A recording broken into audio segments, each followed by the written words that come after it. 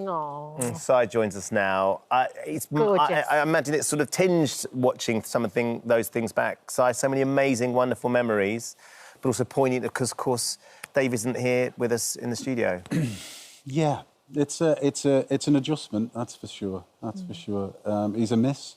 You know, even just complaining at me on the telephone, you know, and you know, because it was, you know, he was my best mate, and actually he still is my best mate. You know, that never goes, does it? So No. yeah, but he is a miss, and it's just a bit odd. It's all a bit odd. Have you found the whole process difficult, or are you still dealing with it? How do you feel? Well, the process was slightly... The grieving process started quite a long time ago for me, because it's a very personal thing, isn't it? Yeah. So when Dave was diagnosed, you know, it was a big diagnosis. So it kind of started... It started then, really, for us, because it was all about the fight, and that's what we concentrated on, just about the fight. So that was easier in a way, to be involved at the centre of it with Dave's wife and family as well, you know, and close friends. So it was a different... Grief is a very individual journey, isn't it? Yeah. It's not... And it's different on different days as well. Well, yeah, because it's about an adjustment. It's about an emotional adjustment of loss, really, isn't it? And the things that are no longer tangible. And that's quite an existential thing to get your head around. That's the bit that you say is odd. That's the bit that's odd. Okay, it's funny because talking to people and they talk about grief coming at you like in waves, and you'll be busying around, and you'll be doing something. You think, "Oh, I'm just going to tell Dave about this because he'd love this." Yeah. And there's suddenly that realisation when you go to pick up the phone. That's so true, that, Ben, because there's the amount of times that I've gone, I've not heard from that tour rag for ages. and I go, oh, man. You know, and it's just... The absurdity of that, but also the reality of that is raw for you, Si. Yeah, well, look, it's raw for anybody that loses somebody, you know. But there are two things that are certain in life. You begin it and you end it. The bit in the middle is about what you do with it. So, and Dave, I have to say, had he loved his life. He lived it to the full, and he was joyous to be around because, you know, I had way less courage than Dave did, because he'd do stuff that I'm going, you've got to be kidding, I'm not doing that. Like Strictly Come Dancing, for instance, absolutely loved it. Could he dance? Could he, Nelly? But it was just amazing to watch. And we loved it because of that. Yeah, because of that, because it was a heart and soul performance, as you always got with Dave, you know, that's who he was, you know. Well, exactly like you said, it's what you do in the middle that really counts. You're spot on with that. And I think what you guys did is you touched people in a way that they just loved. And it's not just the cooking and the recipes, it's the adventure, and it's watching two mates have a brilliant time together. You could almost be doing anything, weirdly. Well, I think, you know, I have to say, you know, that we never... There wasn't a day that went by doing what we did. We always used to say it's like winning the lottery, but, like, better. Because we're two working-class lads from the north, and have the... It's been such a privilege, you know, it's been such a privilege to do and to see the world that we live in and to talk to the wonderful people that sometimes are completely diverse from the culture that we know and understand, and are completely different. And it was just joyous to give them the opportunity. Dave and I always approached the bikers as we were conduits for other people's stories. We had our crack and laugh when we were cooking together, but it was about everybody else. It was never about us, and we always pursued that. And if you pursue that, and it's honest and it's full of integrity, then everything else follows. And we were never that analytical about it. We just thought, somebody's bound to find out that we're getting away. Well, we're really getting away with this, aren't we? It's just... And it was just such a lovely... It was a lovely atmosphere to be part of, you know. I think there's something special. If you look at the success of a programme like Mortimer and Whitehouse Gone Fishing... Oh, wonderful. Two great mates. That's what we were enjoying watching, the fishing or the cooking with you and Dave. Yeah. You know, we're just watching you be together, and that brings us joy. Oh, well, that's lovely. That's a very lovely thing to say. Thank you both. Now, talk about this book, because this is a book that you've started together. And this actually is a bit more personal, because this is stuff that's really personal to the two of you and your families. Yeah, it is. It's a very personal book. So Dave and I, how we approach it, we throw 200 ideas in the air. But this one was But this one was slightly different in the sense that it was the recipes that had stuck with us. So just to put some sort of context into that, the travels that we did roughly 650,000 miles over 22 years. That's insane. In the saddle of a motorcycle. There's a lot of saddle sores there, though. Yeah, well, there's a lot of cream from boots. And so, did you ever bring out a hairy biker's cream for that sort of thing? No, possibly. Yeah, I don't investigate it. We should spin that off. I'm sure there's something we can do. And so this book was about all the recipes that stuck with us, and it was really lovely to. Because inevitably, when those recipes stay with you from all of our travels around the world, it becomes really nostalgic. Yeah. So it triggers conversations and memories that we'd had, and can you remember when? And it's lovely. Yeah. And that's what these are. It's a collection of recipes, and unfortunately, Dave passed before we finished the book, but. Thank you to our publishers that they had faith in us enough to say, oh, no, you must finish it, you must finish it. And I really, really wanted to, just as a mark of respect for my best mate. And also to, it was about legacy. It was about looking after that legacy, and being the curator of that legacy is really important. And to treat it with the respect it deserves. I mean, there's levels of respect it deserves, I think. I mean, there's one little bit in here that did make me laugh when I was reading the book. As I was flicking through, because I was thinking, right, what am I going to make the boys later? And you say, friendship is a wonderful thing. Like most people, I've always said I'm willing to do anything for my best mate. This was put to the test one time after Dave had a motorcycle accident, broke his arm and wrist, and he had a cast on his arm and couldn't do much for himself, including washing properly. So there I am with him, standing stark naked in the shower, and he says, Kingy, would you mind awfully washing my armpits? I agreed. He was a clean man, but then he started singing Je t'aime. He did? I looked him in the eye and said, if there's any movement down below, I'm off. That's absolutely true.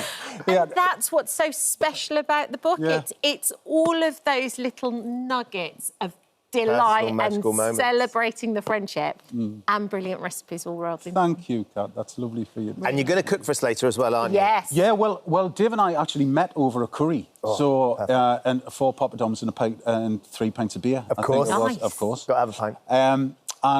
So I'm going to cook a chicken dansak a bit later on, which is really quite special. You'll love it. Love it. I can't wait. It's going to be good. Thank you so much. The book is out tomorrow. Yes, it is. Excellent.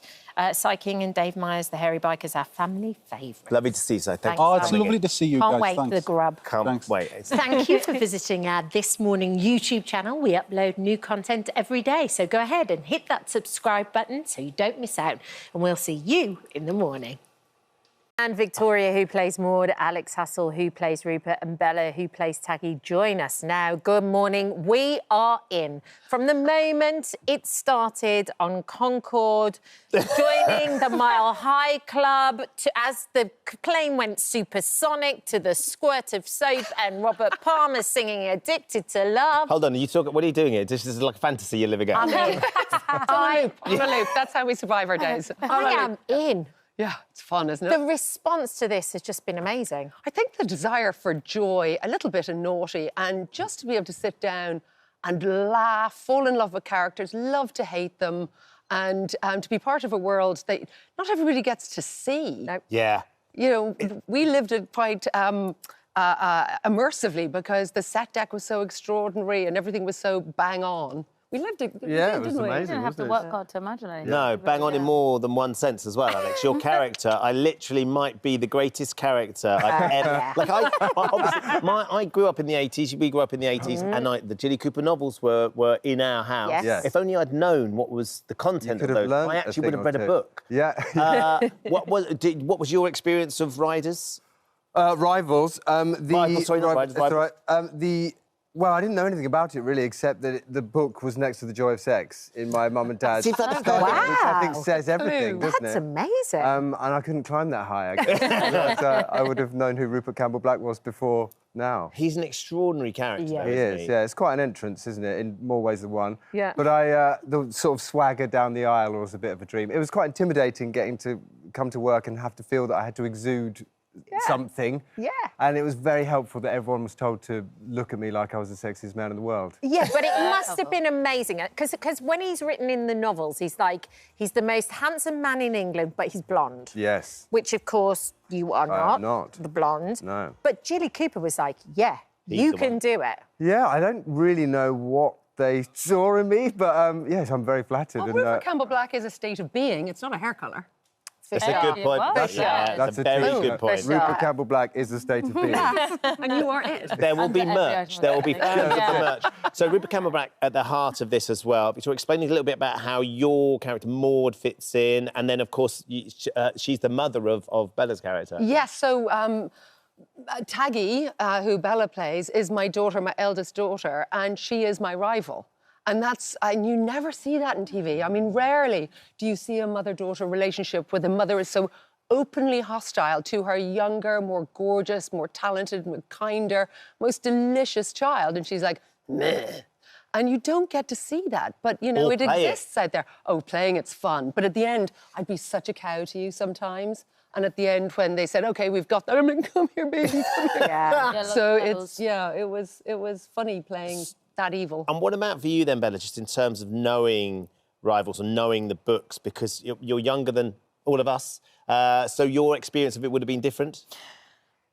Yeah, it was. I mean, it was different only because I hadn't read the books and I knew about Jilly, but my mum was very, very quick to make sure I knew everything about everything to do with Jilly Cooper. So I was very quick to read the book and get immersed. Did you feel extra pressure from the mum side of things? Was she like, OK, this is going... I'm not even going to deny it. Yes. Okay. I like. She cared more about this than any other job. So there was a lot of pressure. Yeah. Helicopter mum. There's some amazing moments throughout this, though, Victoria, and particularly for your character, Alex, as well. Like, when we first meet him, obviously it's the moment on the Concorde, and then the next time we see him, essentially, he's playing naked tennis. Yes. I mean, you weren't wearing a lot.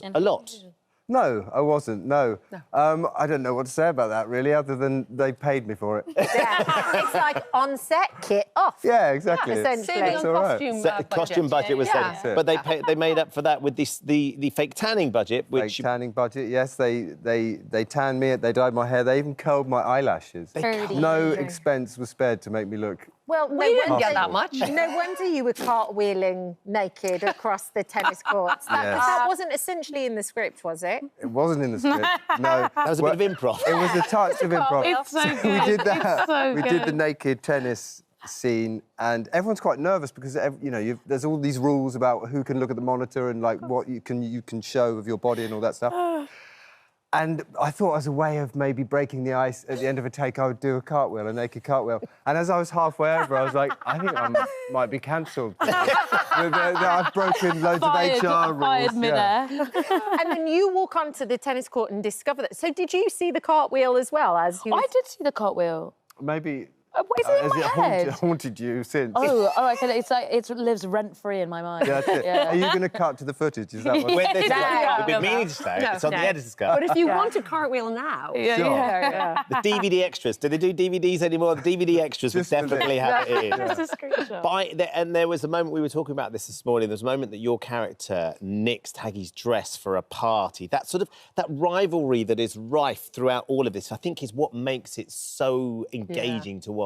Yeah, it's the old mutton as lamb thing, isn't it? And I just love the idea that as far as Maud is concerned, everything is hers, and why are you being so ridiculous? And just get back in the kitchen and stop treading on my toes. Like she's a pretty brutal mum. She really is. She's not the ideal wife either, to be fair. Yeah. No, she seems to be quite keen on more or less every other man in her life. Well, you know what? Here's the thing, and this is a lesson to all the men. If you ignore your wife, guess what? She's going to get her attention somewhere else. Wow. I mean, not all of them, maybe just Maud. Because she thrives on applause, and she's just deeply insecure, and that's how she fixes it. But as you go through the arc, she starts to make decisions that are slightly better than the ones she's currently making. Well, it's interesting because Dermot's wife, Dee, directed some of the episodes, and I sort of spoke to her before anybody had seen anything, and she was like, first of all, she was like, I don't know if it's going to work. I don't know. Yeah. And then she started to see it, and she's like, oh, it's good. It's really good. First scene I did with her, I had to be completely naked except for plasters in particular areas with Charlie D'Amelio, and she was like, hi, I'm Dee, I'm your director. I'm like, hi, I'm naked. Good to see you. I'm naked. Our first scene together was when I had to lick your face in a Bluebell Wood. Do you remember that? Taki has like a dream sequence. And like, you know, we're never physically together because that's the whole kind of arc of the show. Yeah. But we had to lie down and I had to lick your face like a dog. Face. Senselessly, yeah. It sounds almost romantic, though, a lick of the face in a Bluebell Wood. Yeah. Throw in a cartwheel. Is that a good way? Cartwheeling that whole Is that a good way to meet a co-star? Is that sort of standard these days? Just a little face lick and then away you go? Well, apparently now. It's in my contract, yeah. Oh. See, this is what the 80s were like. So you missed this. I'm You're too young. Whoever you wanted. I love the idea as well, though, Alex, that you would put on, before you went out, you had a playlist. Yeah. Yes. And then you would listen to the music, all the amazing 80s music. Yeah, I put it in the makeup trailer a lot. I mean, I actually never asked if that was right. It might have annoyed everyone else. But put a sort of sexy 80s soundtrack on, helped me get into the mood. That's brilliant. It exudes... And it's also very early in the morning, too. You're trying to be sexy at like 5:30 in the morning, so it's helpful. Yeah. Never sexier. It's just brilliant, We love isn't it? We really, really enjoy it. Thank you for coming in. Thank you so much for having me. Rivals is available to stream now on Disney+. And apparently there's a scene, I haven't seen it yet, of you on a camel. There is. Everyone should work with a camel. Everyone. If There you've you done go. anything That's today. a great way to end the interview. The parting shot. Thank you, guys. Thank you. Thank you for visiting our This Morning YouTube channel. We upload new content every day, so go ahead and hit that subscribe button so you don't miss out. And we'll see you in the morning. Could you get impressed by our passion? Absolutely. We could. Good. Hugely. They've not changed. Stars of the Royal. From day one to the show's final episode 8 years later, join us now, Amy Robbins, alongside her on-screen and off-screen real-life husband, Robert Dawes. Lovely to see you both. And you. I was just saying, while we were on the break, that yesterday was the perfect day to sit down and enjoy the Royal. It was warm, it was cosy, the weather's rubbish outside. There's that sort of nostalgic feeling, but even watching it now, that just makes you feel relaxed and like you're somewhere very warm and comfortable. Yeah, well, yeah, I think it has that effect on people. And nostalgia is you know, it's a wonderful thing, you know, certainly on a sort of an autumn afternoon, as you say. But what is interesting, we're finding, is that our children have started watching it. And, of course, to have experienced real nostalgia, you should have actually lived... Been there first time out. But they're enjoying it for other reasons. So, yeah, well... They were traumatised first time, when they were little, and it was first out and we were first making it. They couldn't watch it because they used to sob when they heard the theme tune. Because they thought they were going to see a pair of scissors sticking out their dad's chest. Me dangling because of all the drama that was involved. Oh, yeah. They didn't like it. They thought we were in mortal danger. Really? That's amazing. They were so cute. But you'd sometimes take them to set, though, because obviously you met on set. We did. Betsy, our elder daughter, Betsy, hello, if you're watching this, was in it. She played... they employed her. We've still got the cheque they gave her wage cheque. Yeah. She got about 40 quid. She played the daughter. So how old was she at the time? She was about 1, I think, and she played Frankie, the ambulance man's daughter. So Scott, our lovely friend. And May, her sister, and Ben were in it, just as supporting artists in the back. So they were, when they're hanging around the location, they were sort of full family affair. Yeah, strong-armed onto the set. But how nice was it to have each other on the set as well? Because sometimes sets can be very stressful. Sometimes, you know, to have each other must have been really lovely. I always used to liken. I used to say that I don't know about you. This might make me sound a bit odd, but I remember when I was little and I used to go to school and I used to have a fear of being separated from my mum. So my dream was to have mum I used to pray to God that mum could be a dinner lady so that I could be with her all day. And it was a similar sort of feeling. It was like taking home with you. I never felt that sort of anxiety. Robert's always been like your dinner lady. Yeah, you're like, Make a good sandwich. That's a no hot Exactly, not a scoop and match. Lovely, so what came first then, the on-screen or the off-screen? Which relationship? Did one bloom out of the other? The off-screen. The off-screen came first? Yes, it came first, and strangely enough, strangely enough, Amy's mum and dad were at both the on-screen and off-screen weddings, because they were obviously at the real one. Yes. But they were also supporting artists in the Are they church really? on the one on the Royal. I think they wrote in the story that we were a couple because we had married in real life. Yeah. I don't know that Ormerod and Wetherill would have got together otherwise. Oh, look, this is the on-screen. Here we go. Here we go. Oh, yes. There's always something, isn't there? We're assuming the off-screen wedding went a little bit smoother than this one. Just about. But there's also something lovely about watching it and going back to that era, the 60s. And what they do so well on the show, because I did the same thing as you, where I started watching yesterday and then went down this rabbit hole and couldn't start. But it's like the cups are all 1960s, and then you've got like the detail. Yes, and the music and the cars, the costumes. Every bathroom is avocado. Don't you miss the avocado? Don't you just? But it was the research on it was wonderful. Yeah. You know, it really was the detail, and that actually carried over to the medical research as well, because we were sort of in the hands of terrific people who had actually been consultants and doctors in that period. So they really knew everything about it. Because it started as that Heartbeat crossover, didn't it? Heartbeat was such a massive success, and that was the police side of things, and then all of a sudden you had this medical crossover. But then I think I'm right in saying that after 2 or 3 series, suddenly that sort of separated because the Royal was standing on its own in its own right. Yeah, it went off in its own. It was going in a different direction. I mean, one, of course, was police procedural and in a small town on the moors, and we were in a town by the seaside and in a hospital, a cottage hospital, as was. And it was real life and death, and they realised that they were sort of moving in a different direction to Heartbeat. But we were very grateful for the launch that they gave us. Yeah, the medical storylines were really quite hard hitting after a while. They were very specific, weren't they? Very well researched, and I remember I remember taking them terribly seriously. I used to sort of, I remember being taught by Derek Loxton, who was our main advisor, and he'd been a GP in the 60s. Yeah. And do you remember?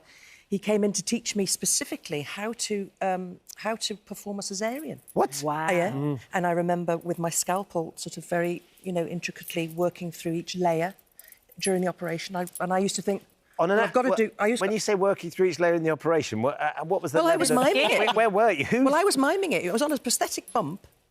And I used to think, because I wasn't that long out of drama school, really. Yeah. I was quite... Very method. Because you were quite different in your approaches, weren't you? Yes. I used to think, well, obviously this is going to reflect in my face how precisely I'm performing this operation. So I'd be fully immersed in it. And I wasn't. No, we'd have the crossword I underneath. have to say yes. I can remember you told me off once in the middle of an operation. I was stuck on, I don't know, 9 across 12 words, which actually was constipation. But no, I got a harsh talking to. Concentrate, please. Love that. Bit of effort in. Well, it's been lovely. Thank you so much for dropping by and just sharing a few memories as well. It's fabulous to see it, like you say, a whole new sort of fan base finding the Royal, and those that have loved it and enjoyed it, being able to watch it all again. Look, there you go. Just such love. Was that the wedding snap?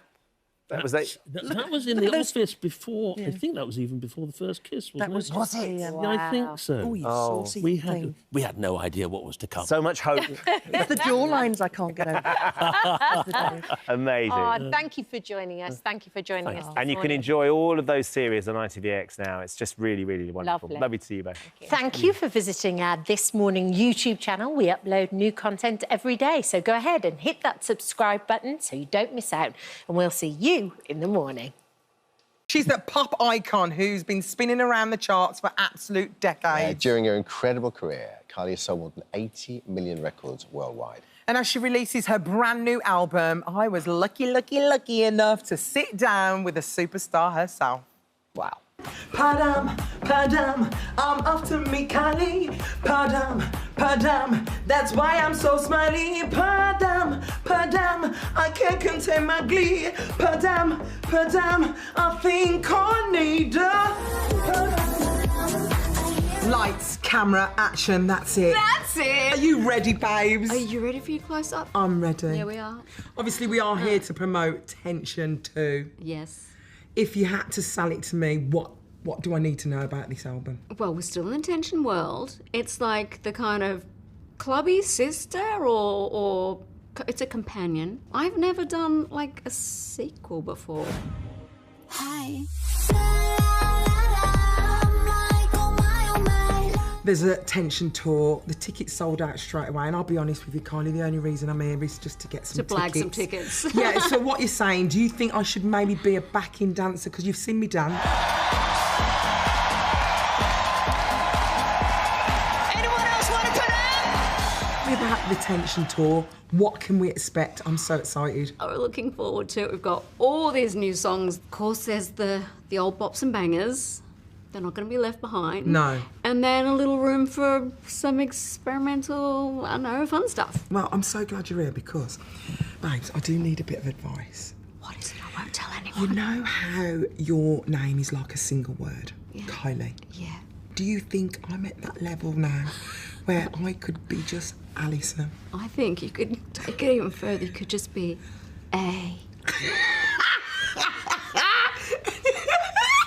Now, listen, obviously I want to create a little bit of tension in the room.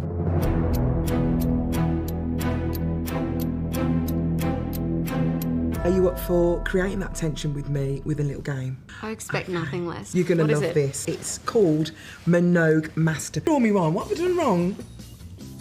Oh, that's where I went wrong. I should have gone with Yeah. a V. I haven't got much room. Okay, I've got a little bit. Me? You? You can be you. No, tension.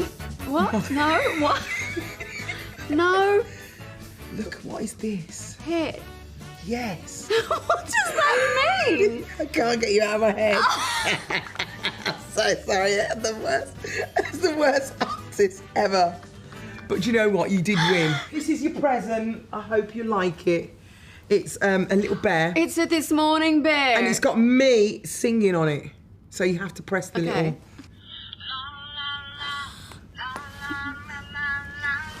La la la la la la. That is literally going to be in your head forever. Do you like your present? I do, thank you Do you very want to see the much. real present, though? Oh, is this another present? Yeah. I was up all night and I made you a poem. Are you ready? Yeah. Okay, here Am we I go. ready? Let me just find it. Okay. Oh, I deleted it. Stop it! You didn't. I did. I want to cry. Should have been in my head, really. Should we try to make one up? Yes. She's a disco diva, always there. She feels good about her makeup and her hair. Nice. She was cool and sexy and her name was Kylie. She felt so much better. She said, Alison's behind me. Yes! She was busting those moves. She was hitting those notes. She was the sort of person who loved to go on boats. So we sailed and we sailed. We said, we're sailing away. And then they went together and had the best day. I love you. Oh my God. You turned it around at the end. But you know what? I've never been so nervous. They're throwing lines at me and then having to write them. Also, there's a moment I wanted that to when cry. only you were going, you could see you just go, oh God, I can't find it. And I could just see the little fear It's like, where is creep into it? your eyes. You were But then the scrolling, worst going. thing was, the interview finished and I actually found it. the actual poem. Do you want to see? Yes. Then she really got into it. Look, I found it. I found it in the end. Stilettos and beats that don't quit. Kylie walks in and the whole world's lit. She's been spinning since the days of locomotion. Now she's causing another wild pop commotion. From disco to diva, she's done it all. But does Kylie ever age? No, she stands tall. With a wink and a shimmy, she conquers the stage, making tension to sound like a new golden age. Oh. Yes. You love it? I do! Yeah. I got chickens up myself. That's amazing. You should... Songwriter, just call me songwriter, babes. New songwriter. How long did it take you to put that together? You know, quite a while, actually. It took me all week. That's why I couldn't remember it. It was a nightmare. But anyway, Kylie Minogue's brand new album, Tension 2, is out today. Make sure you get it. It's so, so good. She's the best, isn't she? Hi, everyone. Just wanted to say thank you for visiting our This Morning YouTube channel. Now, listen, we upload new content every day. So go ahead and hit that subscribe button so you don't miss out. And we'll see you in the morning.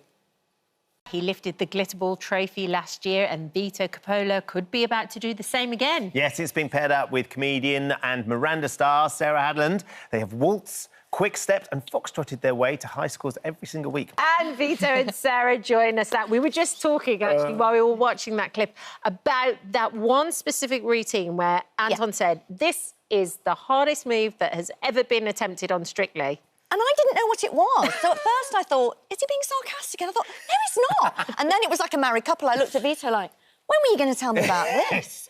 So this was a move that you'd got Sarah to do without telling her how hard it was? Yes, the reverse turn into reverse pivot is something very difficult. And of course, I don't want to say, Sarah. The reverse turn into reverse pivot.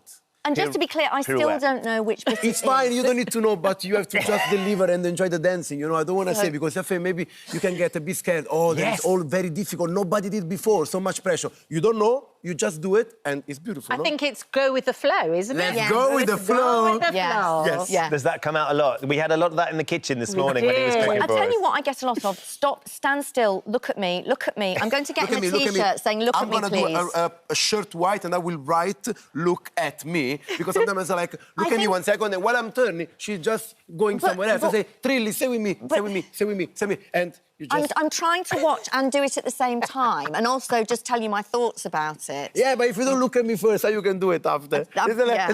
We don't do the same. Yeah, because you were not looking at me. So, I'll imagine the dance is exhausting. Listening to you two is exhausting as well. How on earth are you getting through this, Sarah? I'm shattered already. You're not the first person to say this, Ben. It's brilliant. I mean, I don't know, we're both very... I think that's why when you have, like, the chemistry day, we immediately connected, because we're both like puppies. We're both And I thought, oh, we have the same energy level, but no, because this one, if my energy level is here, she's like infinity, endless, beyond, up the sky. So it's like more energetic than me. Trust me, you see me? Power multiplied per 10. But the judges have been really impressed. Like, first of all, Shirley was like, you know what, this is the dream team. This is the dream team. You even got great reviews from Craig. I know, that was a bit shocking. I was a bit shocked. Again, I was a bit like, is this actually happening? Because when you finish the dance, you're a bit dazed. Yes. Because you've just and you're done adrenaline it. too, Adrenaline, right? completely. You're full of adrenaline. And then you're trying to listen to them, and you're also a bit out of breath. Yeah. So you're trying to style that out and not be going... So it's quite an intense moment. And then afterwards, you kind of process what they've said. And you still don't know how it's gone until you get the scores as well. Yeah, yeah. I think it's a fascinating thing, because, of course, Vito, you won last year as well. I mean, you've had that celebration, so you know what it takes to get to the end. Does that add pressure to this year for Sarah, or is it kind of like you're just going with the flow, taking week by week? No, not at all, honestly, because we have to take week by week, day by day. You want to live the present. So this is like, you know, a new page, and we are writing, you know, our journey, which are just, you know, and 20%, because this is like, you know, week 5 now. So let's see what, you know, the future is going to bring to us. And we want to have a surprise, even though, you know, you never get used. So I also am curious, say like, OK, let's go forward, let's see what happened, you know, and what happened is nice.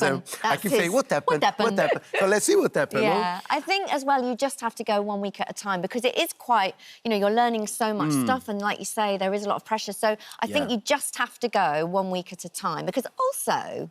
That's the thing about Strictly, is nobody's ever safe. You never know what's going to happen. No. And also, you were just saying, you know, you've got your regular life as well. So it's kind of, it's completely exhausting. You are learning something completely different. You're dealing with him as well. With him as well. With what happened and go for with the flow. Look at me, look at me, look at me. And at the same time, you're kind of juggling the school run and everything else. And everyone has an opinion, right? Everyone. Everyone's got an opinion. I was in the supermarket the other day and somebody started talking to me about my gapping. Like, excuse me, I'm just trying to pick my single stem broccoli. And they're like, oh, the gapping. And I was like, sorry. Right. But that's the thing is, again, about Strictly. I think people love the show so much and they love the knowledge of of the phrases and we can feel the love of the people, you know, we can Yeah. genuinely feel the love and the support. I say always, you always say, like, thank you so much. You know, we can really feel as if they are all with us. Yeah. So thank you so much.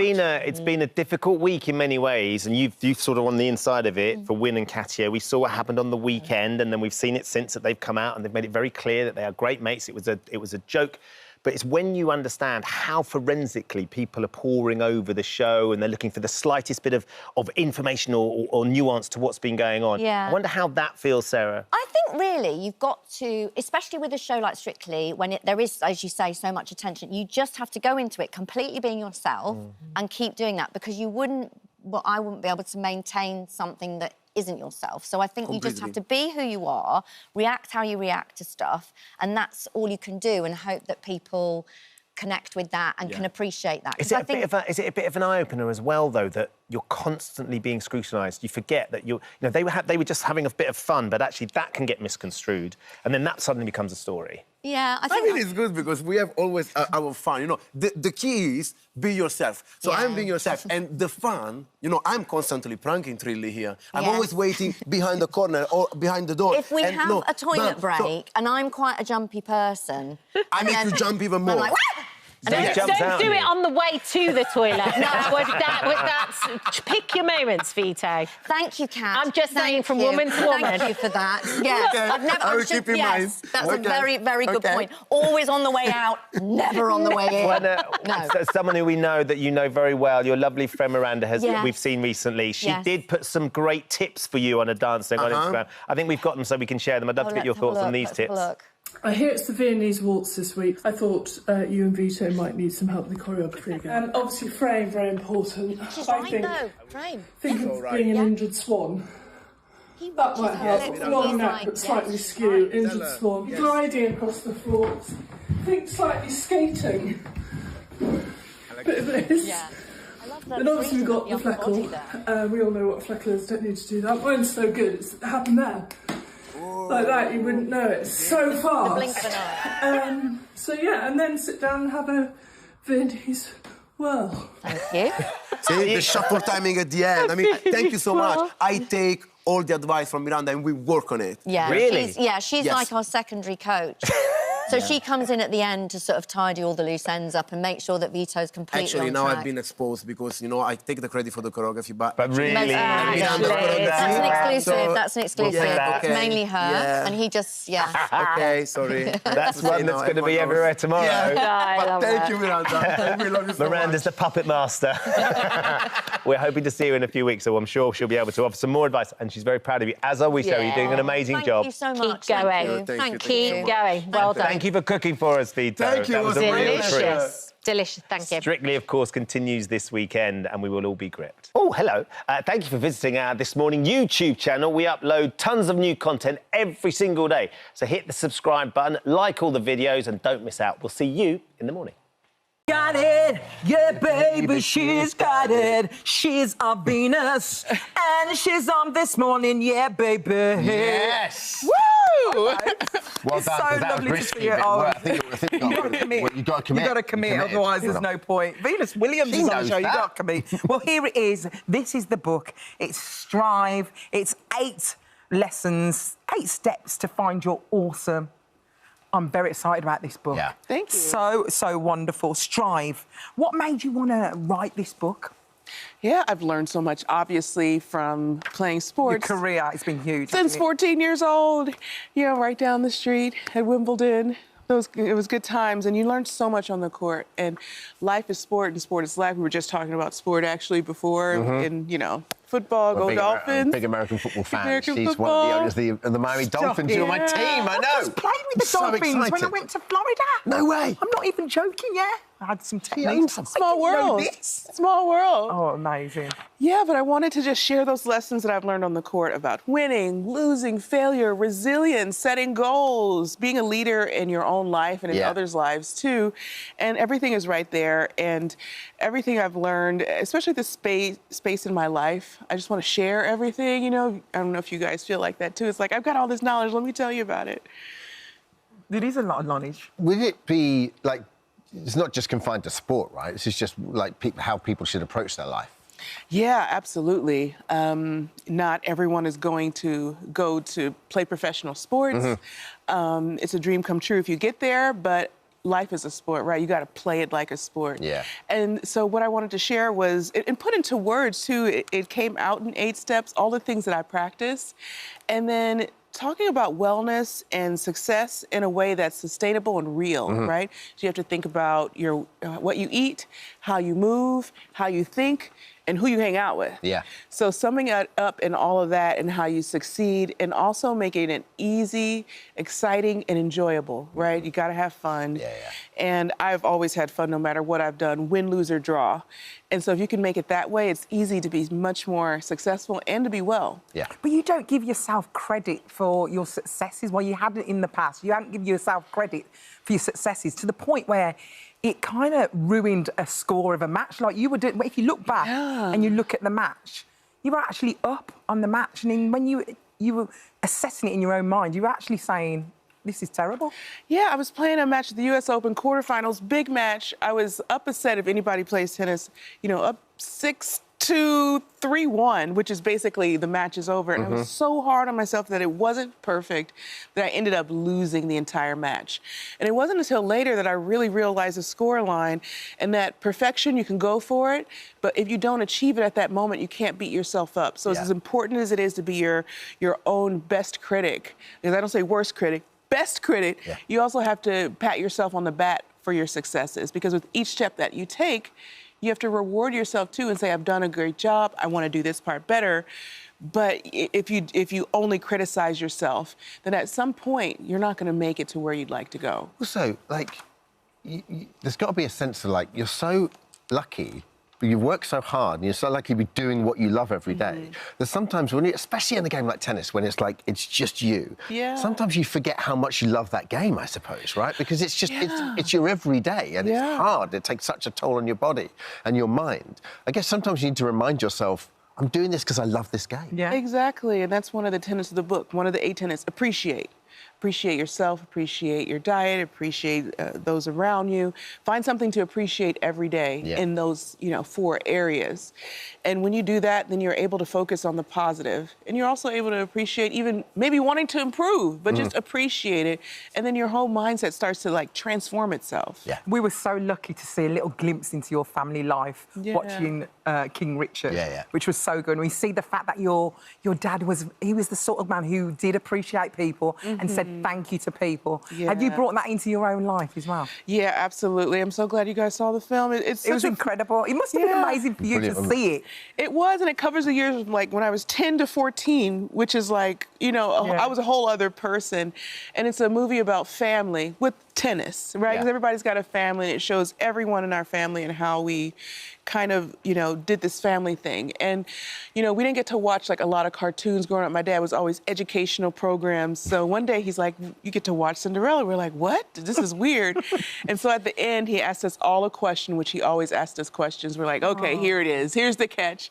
And he said, what's the most important part of the film? And so it started from oldest to youngest. I'm number 4 or 5. And we all had to guess something. You couldn't say, I don't know. And so we all answered, and he said, the most important part is when she said to the fairy godmother, thank you so much, this is more than I could have ever dreamed of.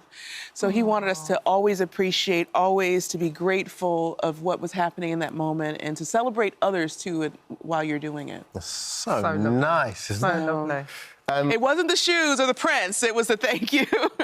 Aww. You talk about health in the book, and obviously, it's very important to you. I love the story, though, that when you and Serena were, like, on a vegan retreat, you both escaped for a quick steak before you started. Yes. Yes, so Serena recommended I go to this retreat. She didn't actually go. My older sister, Isha, who's here. Hi, Isha. We actually went, and it was like, I don't know, I was diagnosed with an autoimmune disease. Can you imagine? Shocker. You spend your whole life as an athlete, and then you're just stopped in your tracks. And so it was down the street, and we go to orientation. And when we realized what we were getting into... It was like 3 weeks, wasn't it? We only signed up for 1 week at first. And we looked at each other and we're like, want to get a steak? We ran to the nearest place, got a steak, got dessert, got the fixings. And then we dived in, and then we learned so much that each week we kept extending until we finished the 3-week life change program. And I learned so much. It was an opening, and I was able to appreciate that, you know, through this challenge, I was able to actually get even more control of my health. Yeah. And to understand, you know, what's happening in our food system, what a lot of illness comes from, all these kinds of things, you know, to just be healthy. But Babs, every now and again you need a treat, and we know that you love your American sweets. Got a sweet tooth, but you can't track them down. But so we've just done a little. Kidding? Well, Are you kidding? Well, we've done this for you, so I sincerely hope sincerely hope we got it right. Jesus Christ. What are those? Sweet tarts. This is the way to my heart. What what's a sweet? This is like, you know, when they... Oh, these are a lot of calories, Serena. Oh, my gosh. These are snowballs, right? Yeah, so that's filled with marshmallow, cream. yeah, and we're like... Oh, my God. Oh, I don't like it. Oh, that's so sour. They're so sour, but they're so good. It's Take delicious.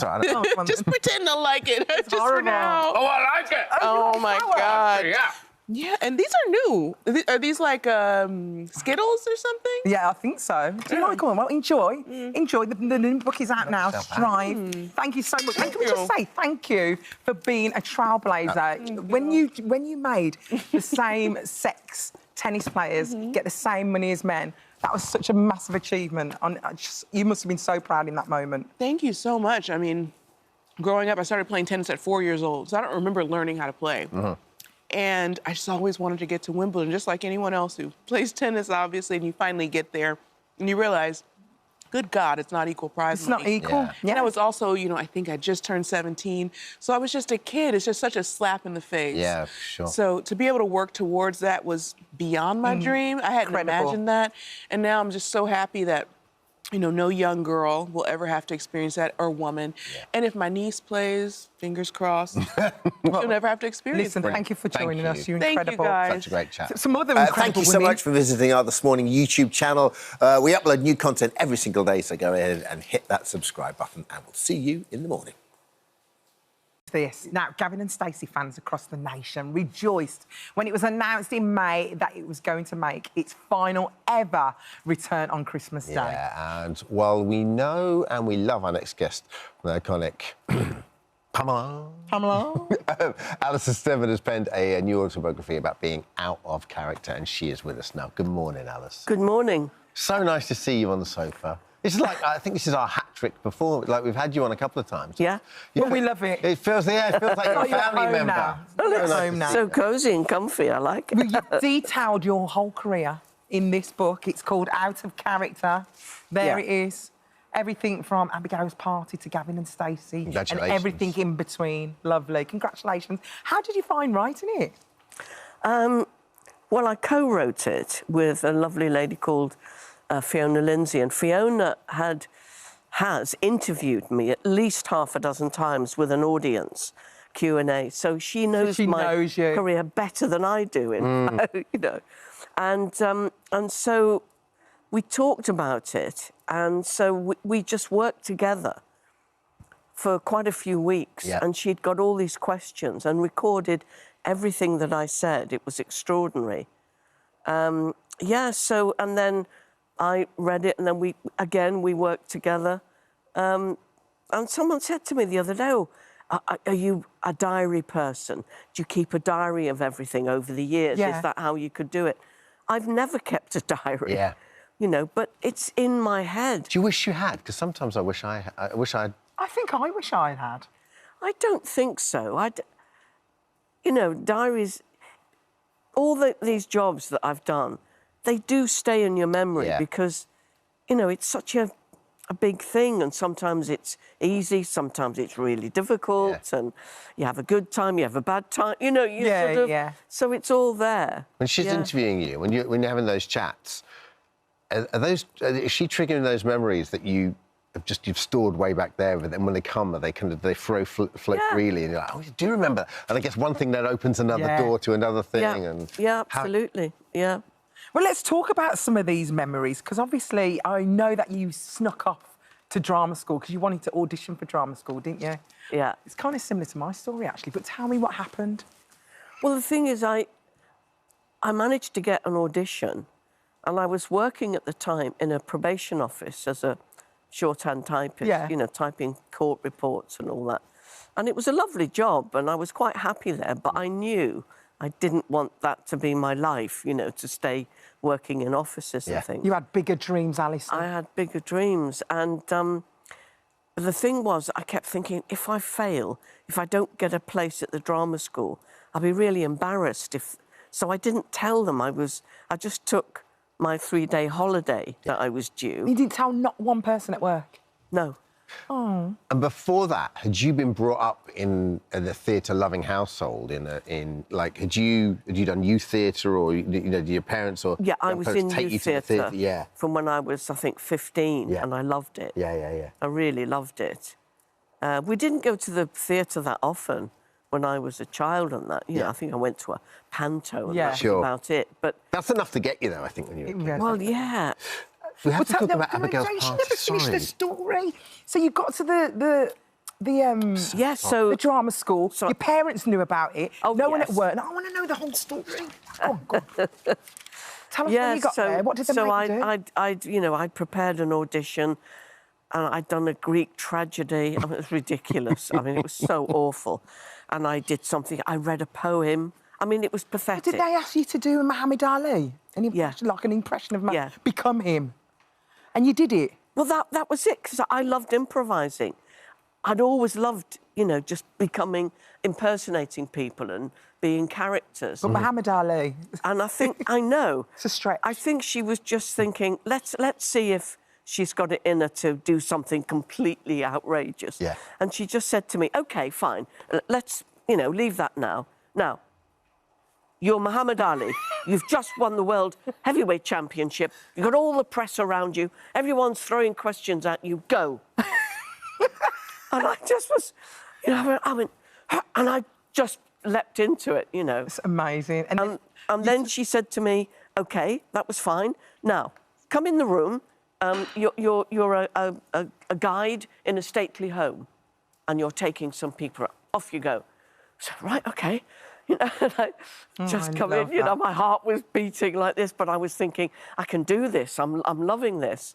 So I just got into it, and then at the end of all that, she said, thank you very much, that was very nice, we'll let you know. And then you got in? A week later, I got a letter saying, we're pleased to inform you. Well done. I have to ask you about Abigail's party just before we go on to Gavin and Stacey, because it's still used in, like, every day someone goes a bit like Abigail's party. It's such an iconic role, an iconic play. What was it like to be part of it when you It was amazing, yeah.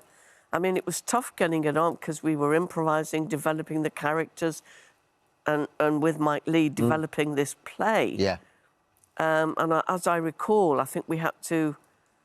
We had to leave it a day because we weren't quite ready, But once we got on and we were getting the reactions of the audience, it just became, I'm loving this. Yeah. Dynamite. It's great. It's gold. Yeah. Before we talk about Gavin and Stacey, we've got a little message from you, from a friend of yours. Have a look at this. Hello, sweetheart. Here we are again in front of the camera, right? I'm on Good Morning Britain today on Thursday. You're on this morning, Friday, the day that you're talking there. And you're going to get the same interrogation I'm getting, I'm sure. It's all laid out now. Everybody wants to know about Gavin and Stacey, what's gone on. And we all know what we have to do is sealed lips, all right? Have a lovely day. I'm sure Ruth Jones and James Corden are watching as well, so they don't want you to tell anything. Larry sounded like a canary. But the thing is, I know you just finished, but was it quite emotional, the end? It was, because we all love it so much. And we had a great time being back together. And that final wrap, I mean, To really know that was the end, that must have been absolutely... emotional. There's that lovely shot online. I don't know if we've got pictures of it when you're walking up the street. It's so beautiful. I know, and everyone is just kind of taking pictures of you. And I think Ruth addressed everyone, and it was just. It's a big part of your life, that, isn't it? Like. Oh yeah, absolutely. There we are. Absolutely. And the fans are everything, aren't they? They actually come and watch you film, don't they? Don't they try and come and get Well, they try. They're cordoned off, but there's loads of them. Look hundreds. at them dressing well. Like, Alison, you never know, do you, when you start something? Doesn't matter if it's scripted or non-scripted, whether it's going to be a success or not. When did you realise that was going to have the impact it did, like when you were doing Gavin and Stacey? Well, I knew when I first read the script it was really good. That first scene. Yeah. I mean, I just knew it was tops, you know. But obviously, you can't anticipate it's going to be as popular, you know, as it is. But gradually, as things were moving along, we thought, this is really, you know, going places. Yeah. Will you be watching on Christmas Day when it comes? Yeah. Oh, me too. I will. I think people will actually genuinely cry. Oh, definitely. Have you seen it? Going to cry? No. We only finished it on Monday night. And will you watch it on Christmas Day? You won't watch it before? Well, I think there's going to be a cast and a crew screening, I think. But even so, I'll watch it again. You want to watch it when it goes live? Yeah, brilliant. Yeah. It's out now. Alison Hammond, Out of Character memoir is out now. Listen, thanks for coming. So lovely to see you, Alex. Thank you. Lovely to be here. Hi, everyone. Just wanted to say thank you for visiting our This Morning YouTube channel. Now, listen, we upload new content every day, so go ahead and hit that subscribe button so you don't miss out. And we'll see you in the morning. For all that, from royal duties to writing bestsellers, the Duchess of York always has a new chapter to share. And today she joins us on the sofa with her brand new project, Flora and Fern, Wonder in the Woods, her latest children's book. And I've tested this on my littlest boy, James, who's 6, and he loved it. Oh, thank heaven. Absolutely. Oh, my God. I was waiting, Kat. No. Can you imagine if you turned around and said he loved it. just thought it was a bit rubbish? Yeah. On air. Yeah. But by the way, that's exactly the type of thing he would say. I think children are so honest about exactly what they think about it. He loved the little moody hedgehog, and we are going to be making ginger biscuits. Good. Because that's the recipe at the end of the book. Absolutely, because I think I wrote it that parents are going to read it, perhaps some parents are going to read it to their children, so that the parent can then participate in the book as well. Yeah. So it's not just, you know, preaching to your child. You can all have an interactive, collaborative family moment. And you make the ginger biscuits. Are you a good baker then? No, Claire is over there. No. Shan't cook, won't cook, don't cook. No. But I love what tastes good and looks good. Well, look, Anton's coming in next week to help people bake. Maybe we could sort you out with some decent baking. Ben, actually, when they went up there earlier on and I saw that, I thought maybe I should come on and just say, Anton, teach me, please. I do not even know. I mean, you know, I was quite lucky to marry a prince. You'll never go hungry. That's one good. That's one good. He could even give you a twirl around.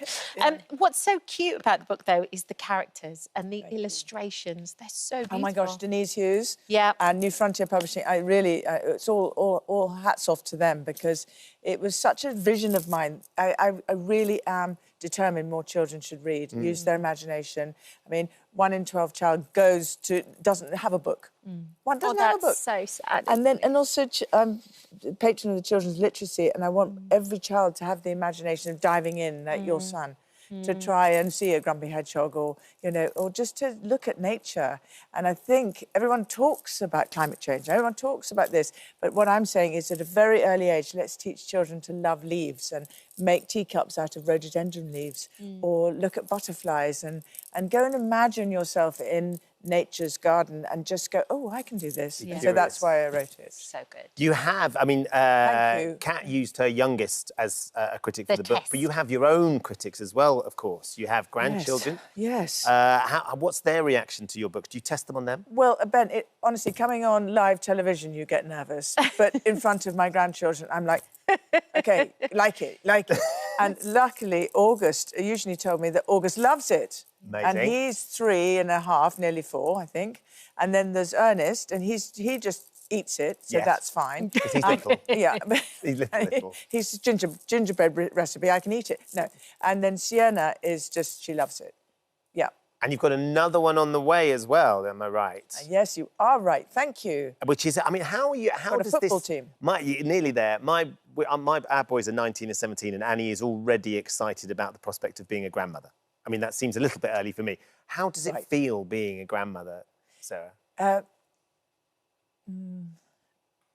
do you describe being a grandmother? It is one of the most precious, joyful, exciting moments because you're so proud of your own children and they've done such a good job. But then these are these are little naughties again that you can play again. And since I am clearly only a 3-year-old, I am actually loving making Barbie houses again. Yeah. I forgot. Yeah. And now I have to play trains, Ben. I have to learn Good how boys, to... yes, because there's boys there. Yes, and boys are different. Yeah. Yeah. And I've got to know not to play with the train and not to do it wrong, and, you know, I've got to get it right.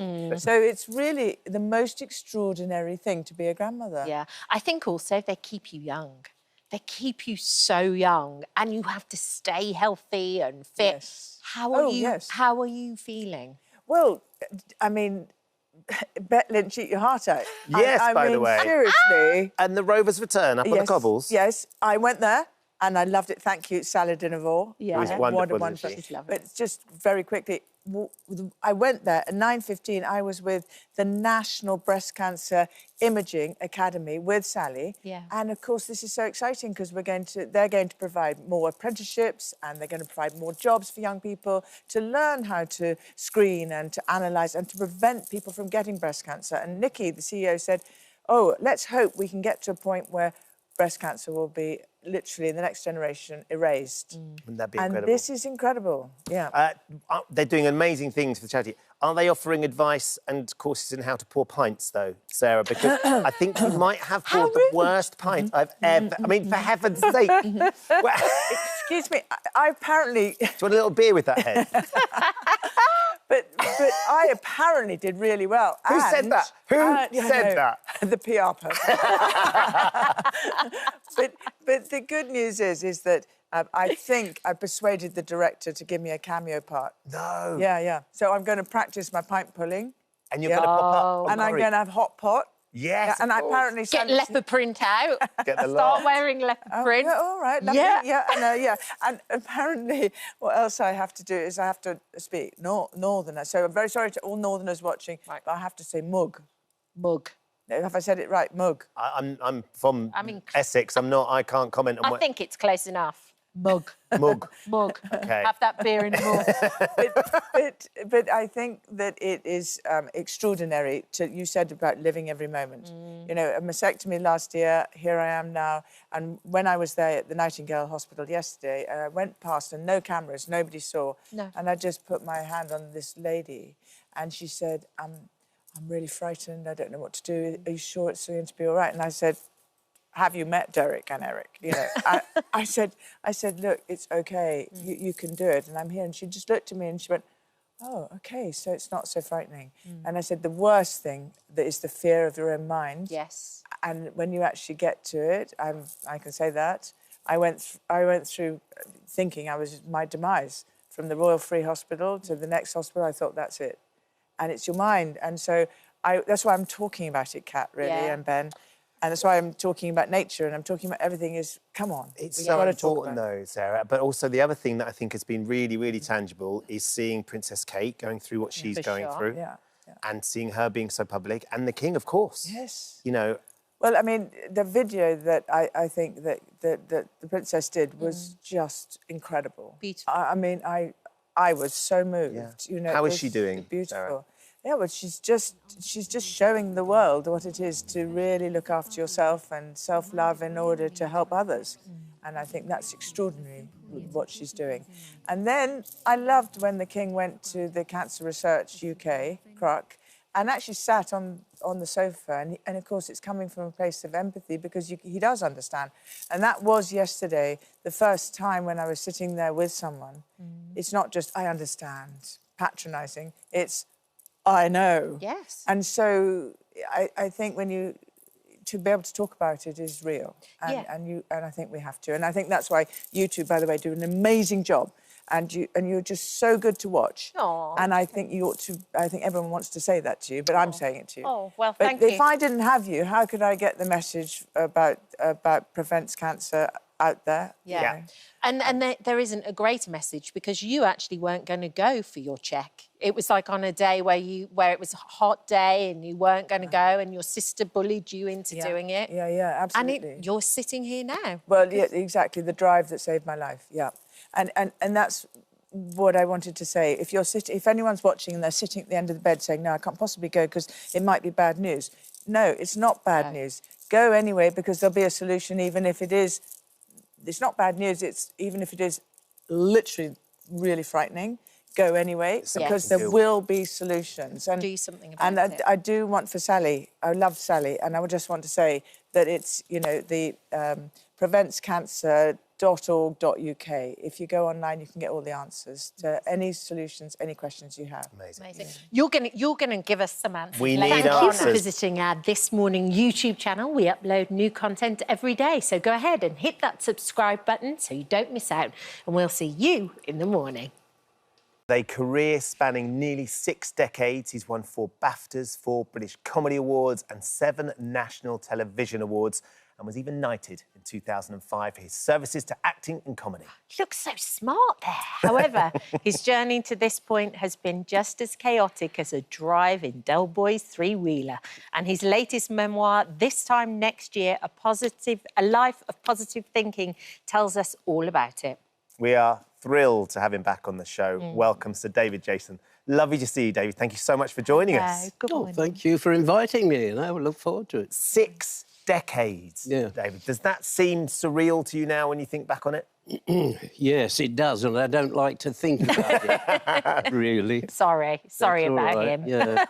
It's one of those things that all of us have grown up with you as a mainstay on our dramas and TVs and comedies, and you have been a big part of all of our lives. It's an extraordinary thing that you've put down in your book about how you got to where we know you now as well. Yeah, I mean, what happened was with the book, because I had written about my journey through my acting career, through life, I suppose.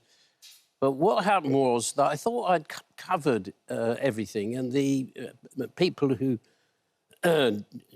handle the book asked me if I'd make another one, I'd write another one. So I thought, God, I've sort of said everything. There's nothing left to say. I mean, but then what happened was, the catalyst was this. I was rummaging through loads of old paperwork and stuff that I'd got at home, and I came across in a drawer, right at the back of the drawer, was a green book that someone had given me or I'd acquired. And what it was a book from the BBC, and it was dated 1947. And it was perfect condition. It was brilliant. And I thought, I don't remember this. And I started to open it. And what it was a rule book for people who make programmes for the BBC of what you're not allowed to say. And if you read this book, which I did mention in the book, you wouldn't be able to speak at all.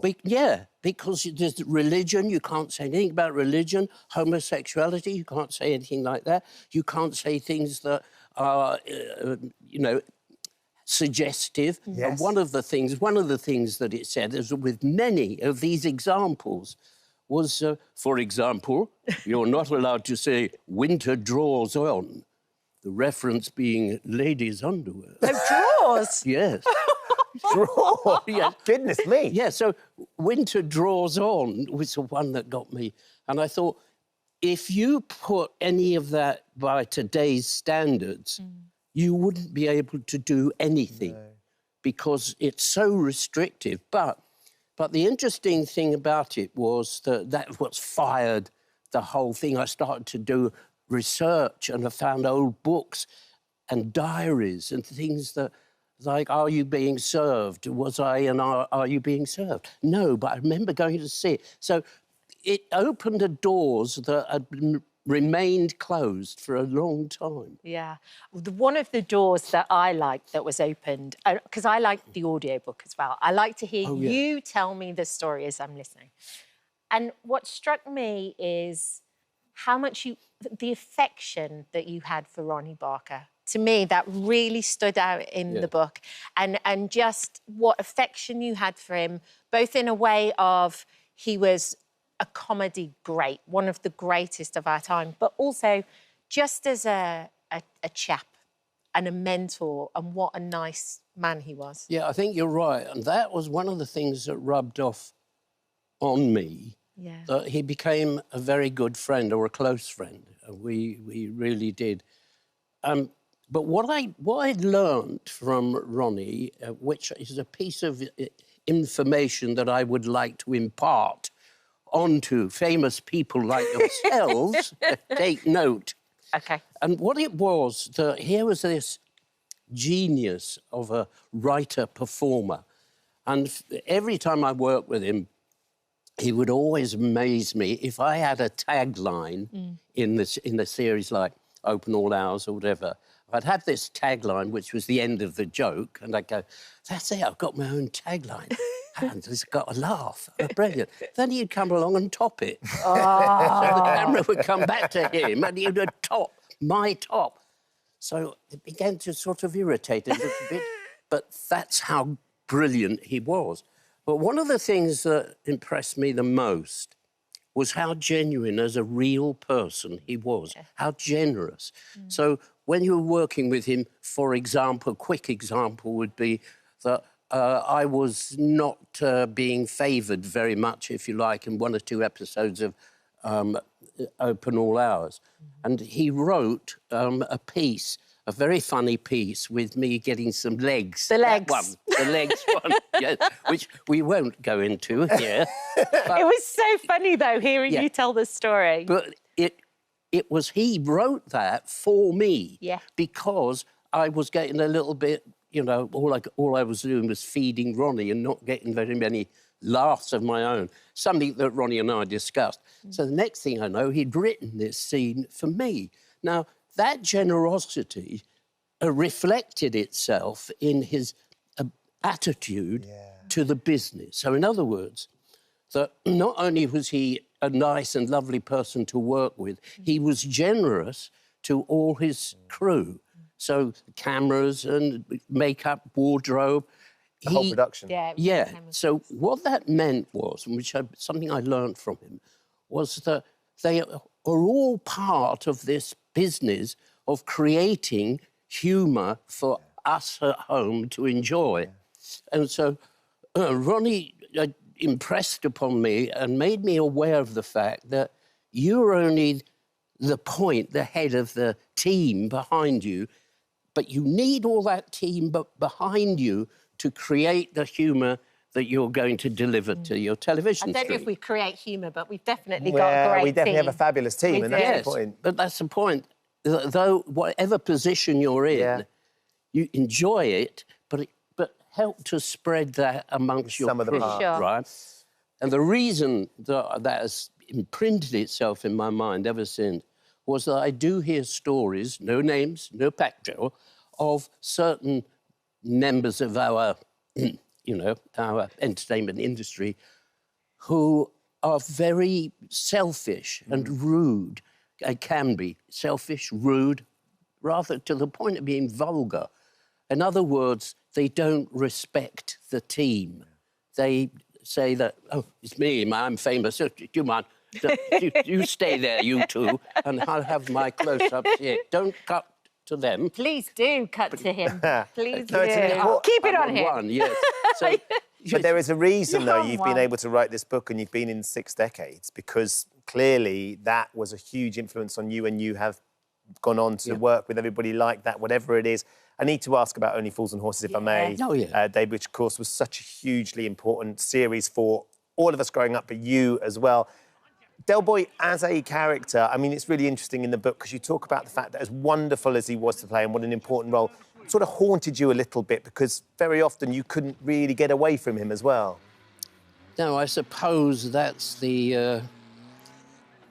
I was trying to find the right word. I was going to say curse, but it's not. It's not a curse.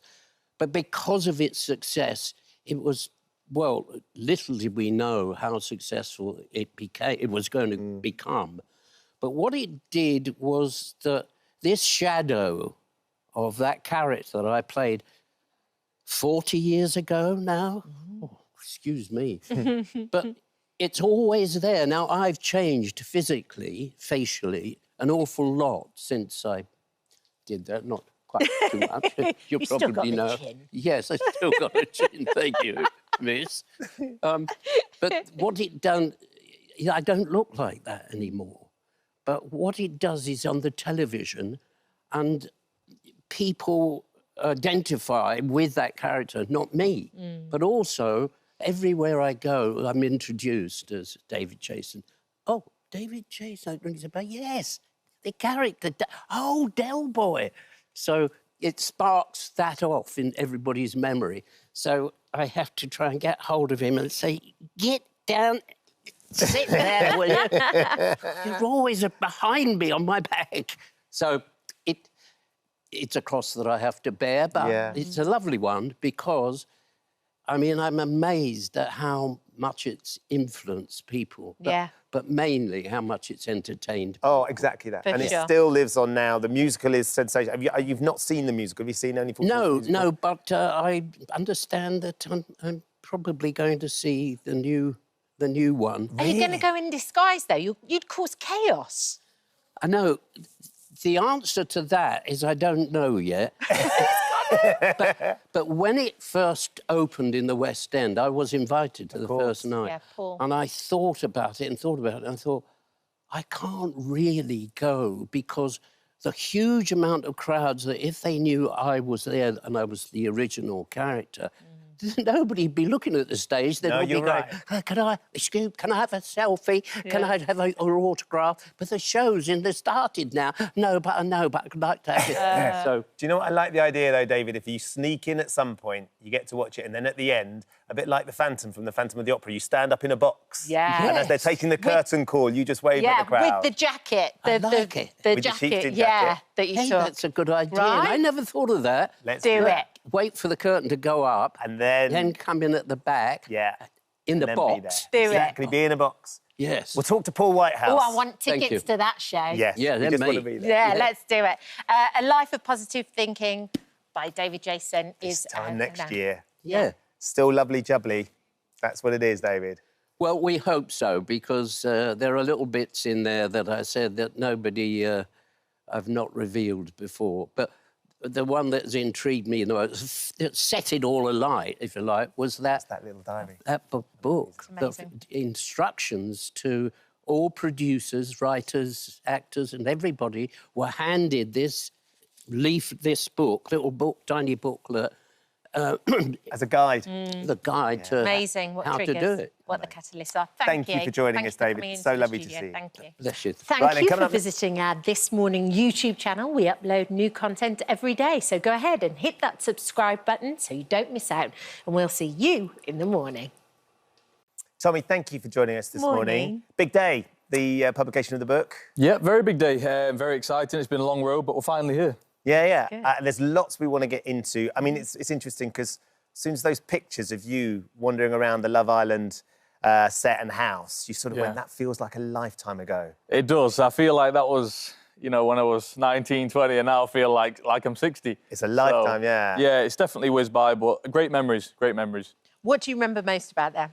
I just remember it being the summer of a lifetime. Yeah. I only did Love Island in the first place because my flight got cancelled in the summer because I'd never watched it before. I'd never seen it, didn't know what I was getting myself into, but they said, you're going to be in Spain, so I'm going to see your son. I'm like, I've not been on holiday for a while. I haven't got a lot of money, so come on, I'll go on it. And I went on it, and I ended up finding love, and, ended up finding the mother of my child, daughter, Bambi. So it was a very eventful summer. Yeah. How is your little girl? She's getting more cheeky by the day. She's 2 in January, so she's getting a lot more, understanding of what's going on, who people are, and she's just turning into her own little person. It's lovely. And demanding of her daddy as well, I should imagine. Oh, yeah, she's a daddy's girl. She's not only my twin, she's my personality as well. Oh, she's going to have you wrapped around her little finger. She already does. She already wrapped does. around your little finger. So this book is called Lightning Can Strike Twice. Yeah. Why did you choose that? I chose the name because growing up, Tyson's the heavyweight champion of the world. He's at the pinnacle of the sport. He's successful as you can be. So automatically, trying to come up behind that is very tough. There's not much you can do to compete with that. And everyone always told me, lightning can't strike twice in the same family. There can't be 2 successful people from the same family. And I said, do you know what? I'm going to go against the odds and I'm going to give it my best shot. And, fast forward and we're here. I've been a successful person. Still doing successful things to this day, and it just shows you what a little bit of willpower and determination can do. It's so funny, actually, you use that word successful, because that was kind of what you decided at age 7, you say in the book. You're like, and you weren't great at school necessarily. Terrible. Awful. No, because that's what you write in the book. You weren't great at school, but you're like, I am going to be successful. And that was the exact word you chose. What did you think? I remember, it was like it was yesterday. I was sat on the carpet with my legs crossed and I was looking out the window while the teacher was speaking. Probably shouldn't have been doing that. Daydreaming, yeah. At the end of the day, I sat there and I thought, do you know what? I want the best out of life and I'm not afraid to go out and get what I need to do. I want to work hard. I want to be successful. And I didn't take no for an answer. And I had a lot of no's coming up. I had a lot of no's on the way. I had a lot of things that would have held most people back. But I just never took no for an answer. And I strove to be successful, and that's why I'm here today, because I'd never took no for an answer.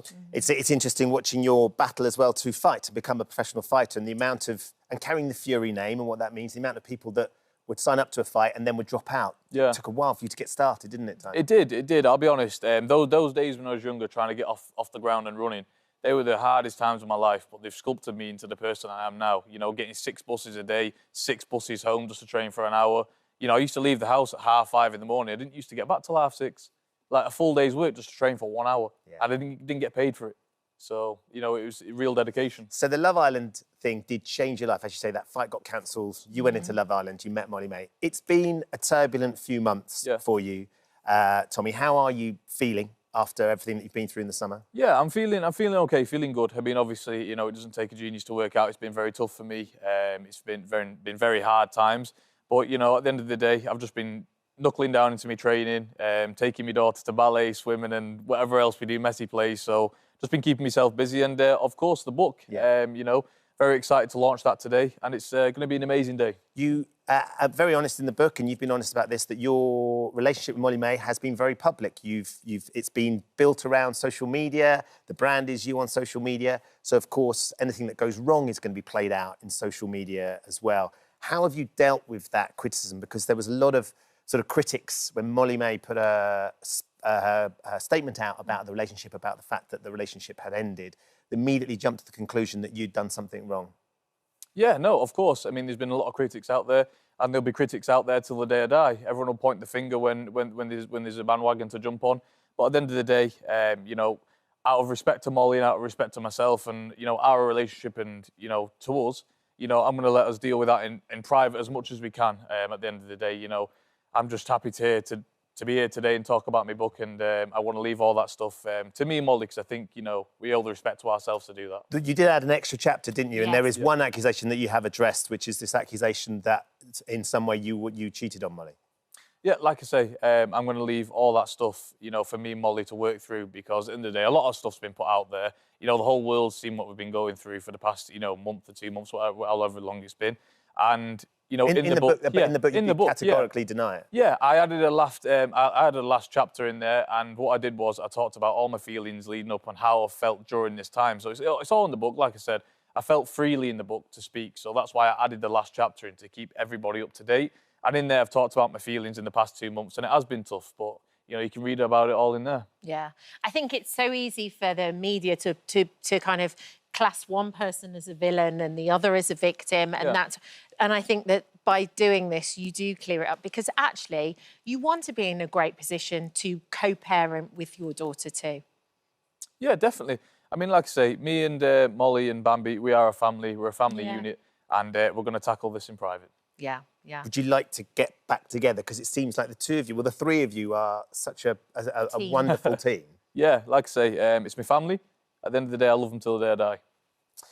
Let's talk about fighting and where you are, because you'd had, last time I saw you, you were having a reconstructive surgery on your fist. Yes. Where are you with that? Is there another fight on the cards for you, Tommy? Yeah, I mean, I'd like to get out in December, January, anywhere around that time.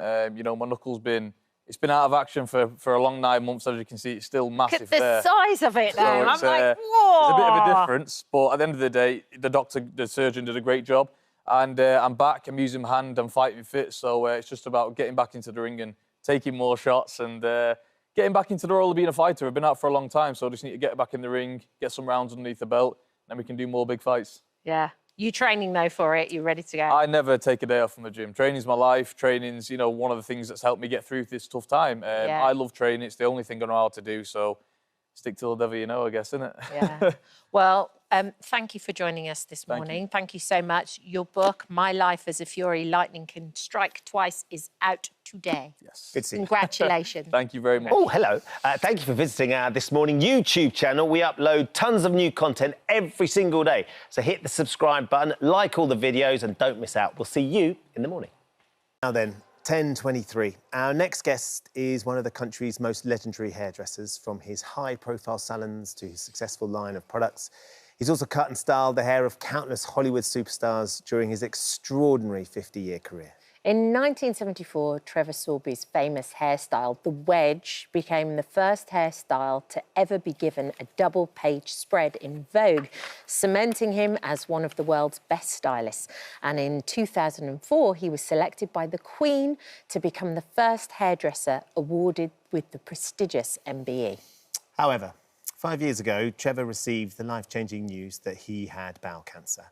And last year, he was forced, sadly, to give up hairdressing due to the side effects from chemotherapy. Despite multiple treatments and surgeries, Trevor joins us today alongside his wife, Carol, with the sad news that his cancer has spread.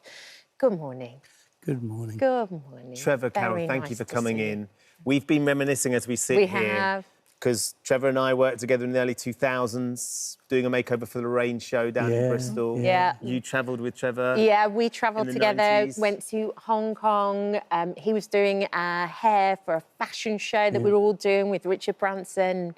He was such a gentleman to us all back then that we actually all called him Sir Trevor of Sawbridge. And that was way before an MBE or anything else, because he was just such a lovely man to us. It's an extraordinary career, Trevor, that you have had, that I imagine you've taken time to sort of look back a little bit and take in what you've achieved, because it wasn't necessarily what you were going to do in the first place to become a hairdresser, was it? No, I wanted to be an artist, but I got bullied at school, and my dad was a barber, and he said, come in the salon in the barber shop, and this is like factory workers, just short back and sides, no styling or anything. And I found hairdressing easy. 3 months I was just cutting people's hair. I went from paint to hair, but both on a creative sort of journey. And you were prolific in the 70s. The wedge and the scrunch dry you created as well. That was your... I mean, they're all things now that you kind of take for granted. Yes. There's all stuff that's so sort of normal. But back then, they were groundbreaking, Trevor. Yeah, and at the time, you don't know you were groundbreaking anything. You're just doing what you feel natural. I mean, how I invented scrunch drying was a bit of an accident, but I'm going to take, well, all the credit for it. Right too. Run with it. I had this lady with long, thick, red, porous hair, and these were ladies at lunch and, you know, that type of atmosphere. And she wanted it dried with my hands, you know. And I said, look, can I speed this up a little bit? And she said, OK. And anyway, I just got handfuls of the hair and I just put the hairdryer in, held it, and then I just shook it out. And this hair just came out like a haystack. And I experimented on different types of hair, fine, thick, thin, and it worked every time. And it was an accident that has gone on. And you know, every woman in the world at some point has scrunched their hair. I have. Yeah. For sure. Yeah. Undoubtedly. For sure, yeah. So, look, well, you have achieved so much, Trevor, and I was so sad to hear of your diagnosis, but I know you've got this extraordinary outlook on life and you've stayed very, very positive. But in terms of where you are with your health, can you just explain how things are right now? Yeah. Well, I think Carol will probably take you through the process because my memory bank's not that great. It started... Well, we got the news back in June that, you know, he only really had a few months, maybe 6 back then. So both were in a bit of denial at that point. And then you have the last scan, which was September, and that's when you realise there's no treatment is going to work. So, it all started actually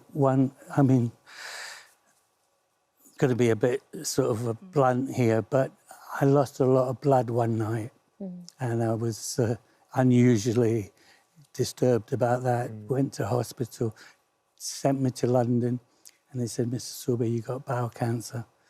And I went, oh. And I had a little panic attack in the office, and came out of there, and I looked at Carol, and she looked at me, and we were both speechless. We were just walking down the road, you know, like, I didn't know what to say. So I went and had a big gin and tonic. And that helped. It did, I bet it did. It loosened my tongue. The medicinal power of gin. Yeah. And then it spread to my liver. And there's a 6.5-hour operation. And it came back to my liver, another 6.5-hour operation. And there's one, the big one that's still there now. It's too, the surgeon won't cut it out. It's too close to a major blood vessel. So I said, by the way, I said, how big is the liver? He said, well, it's about that big. I said, how big's mine? He went, well, about that big. Because I have to cut right around it and everything. Yeah. But, you know, the thing is, with me, I never wake up thinking, oh, poor me, I've got cancer, I feel sorry for myself. I know I've got it here, but I haven't got it here. And I go to work, well, up until 2 weeks ago, 2 days a week. And I go there because that's my medicine. That is my life, 60 years. I've worked passionately to achieve beyond my wildest dreams, actually. And when I go in, it's my staff. I've had them for up to 30 years. They're family. I'm just one of the team. But I won't accept. I had a nurse the other day come around to assess me, and I said, will I make Christmas? She said, I don't know, Trevor. I said, I damn well will.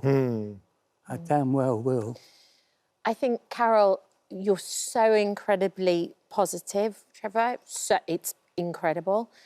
I think it must be so incredibly hard for you as well. Totally overwhelming on most days. But I get my strength through this man. He's guiding me through a good death. Yes. Lorraine touched on that on one of her programmes, living a good life, dying a good death. And up until then, I hadn't thought about that. But what we do every day now, we're thankful for the day that we have, that we wake up together, and it's all the simple things.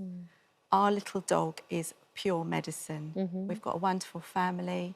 We are supported by the whole Trevor Sorby family, which some of his staff members have worked for him 30 years, 25 years. There's more than 20 people that have worked for him up in those numbers that are family, and we're all being guided by Trevor. And are you caring for you too? Because you have to be so strong as the person who takes care of your partner too. Are you caring for you as well? At the beginning, when we first got the diagnosis as, you know, treatment's finished, we can't do any more, I really was struggling. I couldn't be as strong and as brave. I'm crying all the time. Wasn't safe to be out, really, and I kept myself at home. But Trevor and my son both encouraged me to go to counselling. I thought, well, great idea. Actually. Why? I've never been anxious, and I've actually started bereavement counselling, which I didn't know you could do before. And they're going to guide me through, hold my hand, and up until 2 years or however long it takes after the event. So I feel very supported, very lucky I have that support. but more so from Trevor than anyone. Yeah. Because he's incredible. You're a team. Yeah. You're a team. Trevor, it's a real treat for us to have you on today, for you to be so honest and share such devastating news, but equally for us to be able to touch base and celebrate what an extraordinary life. And there's a reason those people have worked for you for 25, 30 years, because you have such generosity of spirit. You're such a joyous person to be around. But there will be people watching at home today wondering, you know, if you could give them some advice about life and about how you're dealing with things, or just anything, what you might say to them. The brain rules the body. The heart plays a big part as well, but that is the engine room. And putting yourself... Because I've got a charity and I've helped many women through cancer, cutting wigs for them and doing all of that. People handle it in different ways. There is no one way, no right way, wrong way. It's however that person deals with it. If you get this right, because I believe the mind is stronger than any other, function. And it's easy for me to say, get that right. People say, well, how do you do that? Well, I don't know is the answer, but it's the way I'm made, I guess. But you can fight this. And doctors have even said, Trevor, you know, you're breaking medical science. You shouldn't be here right now. I'm like, I ain't going nowhere, mate. I'm squeezing it in. And, that, you know, the most important thing is, like, last night, we went out and just had a lovely dinner. Oh. You know? And then the other week, I said to Carol, should we be teenagers? And you didn't get all smoochy, did you?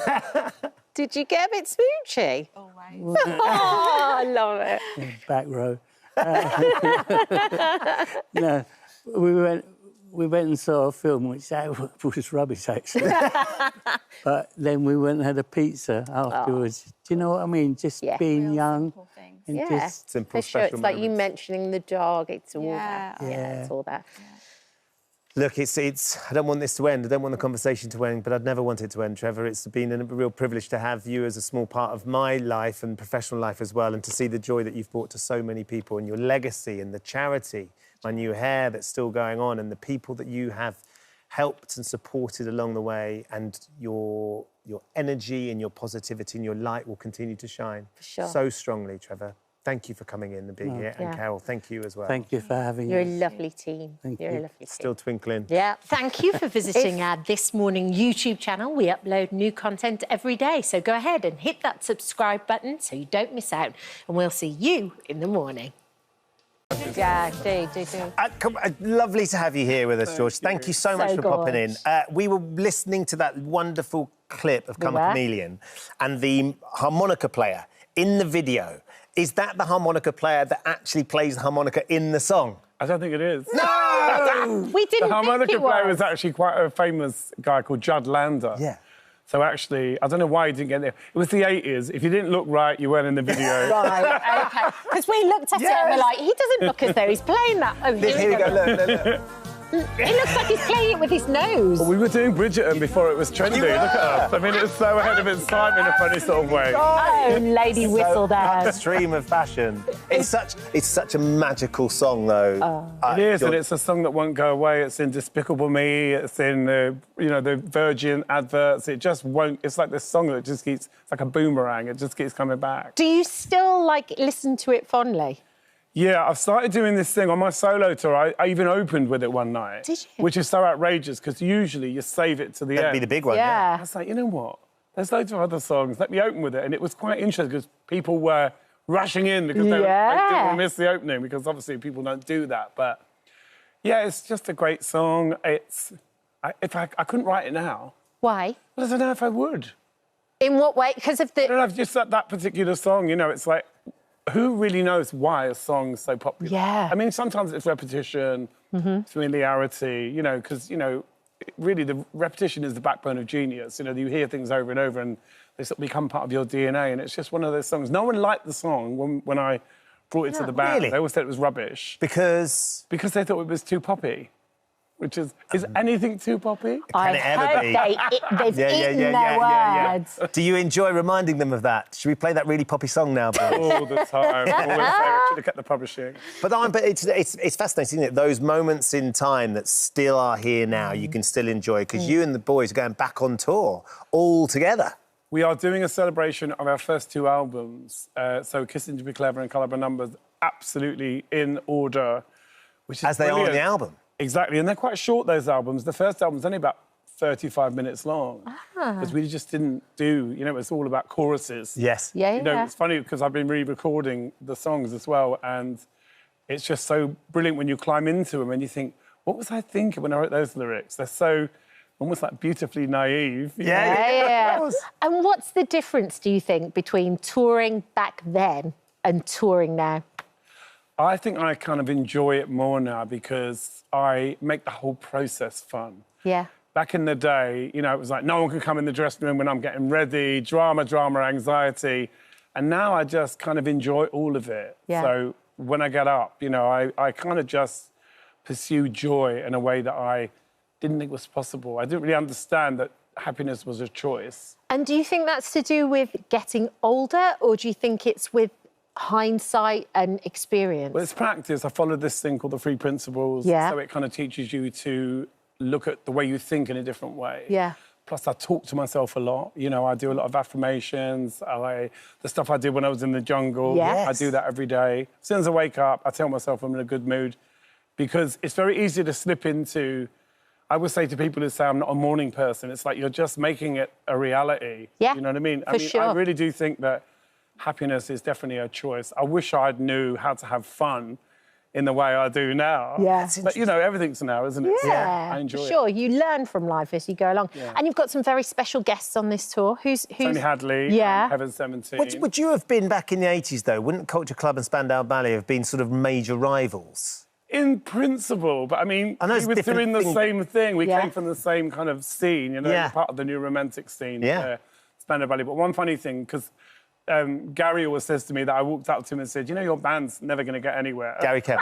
Did you? Yeah. Did you? I said, we're going to be more successful than you. It's just like, there was that kind of childish rivalry. But, you know, nowadays, obviously, I'm able to really appreciate what they were doing. And, you know, it's a different thing. I think it was also such a moment in time, that time. Well, like when Martin came on the show, and he was talking about going to the Blitz, and that the 80s, it was like in colour. It was like seeing the world in Technicolor, and it was just a different time. I remember seeing Spandau Ballet. They came into the squat I was living in, and they were doing a photo shoot in the hallway, and they were in their, you know, their capes and their tartan, and it was like, you know, just, you know, I remember it so vividly. Yeah. You know, and obviously we all thought we were going to be famous first. Yeah. It was like, I'll never get anywhere. You know, it was so competitive. But his mum used to make their outfits, Yeah. and she didn't put a zip in the front, so he couldn't ever go to the toilet as well. That was one of the other pains of doing My it. mum used to make a lot of my and yours stuff. too. She became my sort of collaborator. After, at first, kind of being totally against it, then Yeah. realising, you know, she couldn't stop me, so she encouraged me. So really embraced it. So you've got painting. You're doing an exhibition with.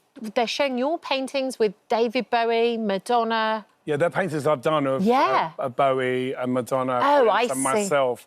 And actually, I've never done an exhibition in the UK. I've done them in Europe, Yeah. Belgium, Denmark, and Monaco. This is my first British show. How do you feel about people seeing them over here? I mean, I they're love extraordinary them. They look pictures. amazing. I love the doing. I'm a doing person. I love, the Japanese call it ikigai, where you find, I love to get up and I love to work on things. People always say to me, you never stop, and I'm like, what does that even mean? Yeah. Because if you make your work fun, it's not work. Yeah. And you've got a new song out as well. I've got a song up for Grammy. No, it's not nominated yet, but it's considered. I've actually got 2 songs up for Grammys. One with Paris Savette and Kiki Rowland. Yeah. You're Not the One. Yes. And also Electric Energy with Ariana DeBose. So I've got 2 up, so hopefully one of them will get it. But this is the doing and the showing. You're doing these, and you know, that's the point, isn't it? You are still performing. You're you know, creativity keeps me out of trouble. That's the best way. Which is always good. You know, using my hands and my imagination, it just keeps me out of trouble. Well, long may it continue. Yeah, for sure. We like you Your getting in UK and trouble, Ireland too. tour, you're going away with Tony Hadley, Heaven 17, and the tickets are on sale. Yeah. Absolutely, and we're sold out in Wales. They love me in Wales. Thank you, Wales. You know what I mean? Thank you for coming today. Thank Lovely you. to meet you. Yeah, God bless. Thank you for visiting our This Morning YouTube channel. We upload tons of new content every single day. So hit the subscribe button, like all the videos, and don't miss out. We'll see you in the morning. It's so lovely to watch Sue Barker and Phil What was the Tucker answer? joining us now. Must have been bold. Must have been bold. Batting away from the fast bowlers going, ah. Why did you like batting last? Because I didn't like walking off on my own. But it is when you watch it like that, just those kind of isolated clips, you see just how much you all love hanging out and what great mates you are. Yeah. And you all take the mickey out of it, but it's a pleasure to watch because of all It's a those pleasure things. to take the mickey out of them as well. Absolutely love it. It's just so easy as well. They just push them out. I just dash them down. You know, it's like they just they give me so much banter and so much Fodder. ammunition to do damage to them. But It's there great. are, you know, when you look back at what an extraordinary series The Question of Sport always was for all of us as we've gone through over the years. There's just so many iconic moments, so many iconic sportsmen and women. I always wondered, Tuffers, because I was lucky enough to go on one Christmas special. It was just an ambition to go on, which I love. Good you were as well. Yeah, you were good. He's very competitive. That's the thing. The good thing was I was on Tuffers' team. But I just always, what I marvelled at was these sportsmen and women wanted to come on. They wanted to be tested as well, didn't they? Absolutely, and they loved it. Loved every single minute of it. It was great just to see people, you know, in the green room and what have you. It was like the dressing room. You know what I mean? We was all having a bit of a chat and having a banter, slightly more relaxed than when you're, you know, on your starting blocks at 100 metres or something in the Olympics. So it was just lovely to see everyone. Yeah, and we'd all go out for dinner after, wouldn't we? Absolutely. All go and have a bit of dinner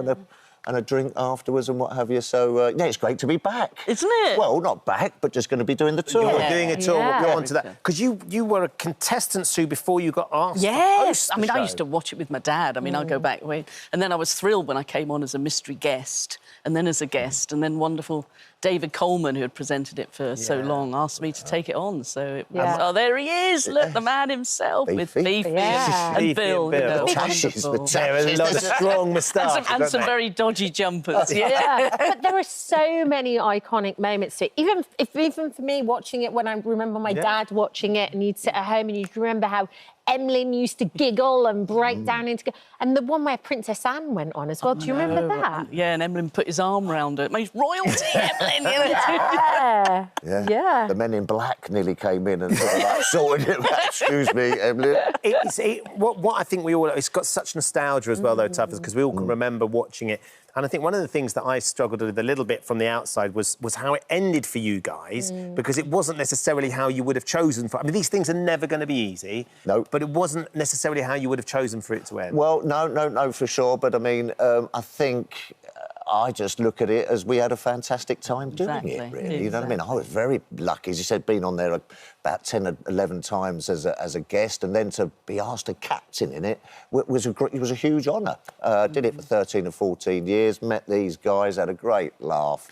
And so, you know, you can't do it forever, can you? You know what I mean? No, it's not. You know, it's their show. They have the right. They wanted to make changes and do everything, and that's absolutely fine. You know, we totally accepted that. It was just the way it was handled. Yeah. But you know, it's all gone now, and we're back together. Time's a great healer, and the lovely thing is that the three of you are going on tour. A Question of Live. Yes. Tell us a little bit about what people can expect on the tour, Sue. Oh, a lot of brilliant answers from... Oh, no. Well, sorry, that probably meant... I've switched off a little bit, I must admit. You're not as sharp as you were. I'm not That sharp. is a worry, because you were never that sharp. If I'm honest. Very cheeky. You could be a captain. You're on. So cheeky. No, we're going to have a lot of audience interaction. We're going to we ask the audience because they need a bit of help. Ooh, and that's good. And of course, we'll definitely have the charades game. So Yes. where Picture Tuppers goes board. into his own Picture board. hopefully as well. Yeah. So is it actually going to be a competition on the stage? What's the format? Yeah, it's very much like the programme. So Right. 2 teams of 3 and different rounds over 2 halves. And we will get a lot of audience interaction because that has worked really well when we did the tour a few years ago. And and helps him out. Yes. Yeah. And you're going all around the country? Special guests. Special. Oh, you got some special guests coming in? Oh, yes. I mean, it's going to be a sporting who's who, basically, because a lot of people wanting to come on. We're going to get you on. I'd love to come in again. I would absolutely love it. Do you want to be with me again? Of course I would. Unbeaten, Tuffers. Did you ever run the stats on who came out on top across the series? I should imagine it might have been Matthew. What I love about all of them is they're all so competitive, so we couldn't have you on without having our own little quiz with you, if we may, to indulge us. This is a little bit of what you're going to get. Very serious. Yes, this is a question of you. Ooh. Look, I've got graphics. Wow. Look at that. Push the boat That, and we're giving away £20,000. I mean, good Lord. No wonder we things won't are falling make it till apart. summer. Right then, so we've got a question for each of you about your fellow hosts on the show. Very interesting. Okay, so Phil, here's a question for you about Sue. How many minutes? Oh, God. How many minutes did Sue play in her 1976 French Open victory? How many minutes did she play? How long did it take her to win? An hour and three-quarters. No. An hour and three-quarters. 3 sets. Oh, 3 sets, I was going to say. 3 you're sets. probably about How many minutes? An hour and three-quarters, which is 60. plus... Let's say an hour and 50 minutes makes it easier. So that's... 110. Yes, 110. You're going 110? Yes. It was 86. Oh, she's quicker than you thought. Okay. Sue, this one is for you. Right. How many Test wickets did Phil take in his career? 5? 121. Noises off. Over 200, I'd say. Over 200? No, not I think you're closer than Phil was. He just whispered 121. It was 121. 121. At the moment, it's 0-0, so we need a tiebreaker. Right, OK. Fortunately, we've got someone who's lent us a tiebreaker. So let's have a listen to what the tiebreak question is. Hello, you wonderful people. I had to be connected to you in some way. Sorry, I'm not on the sofa with you, Sue and Phil. But I've got a surprise for you.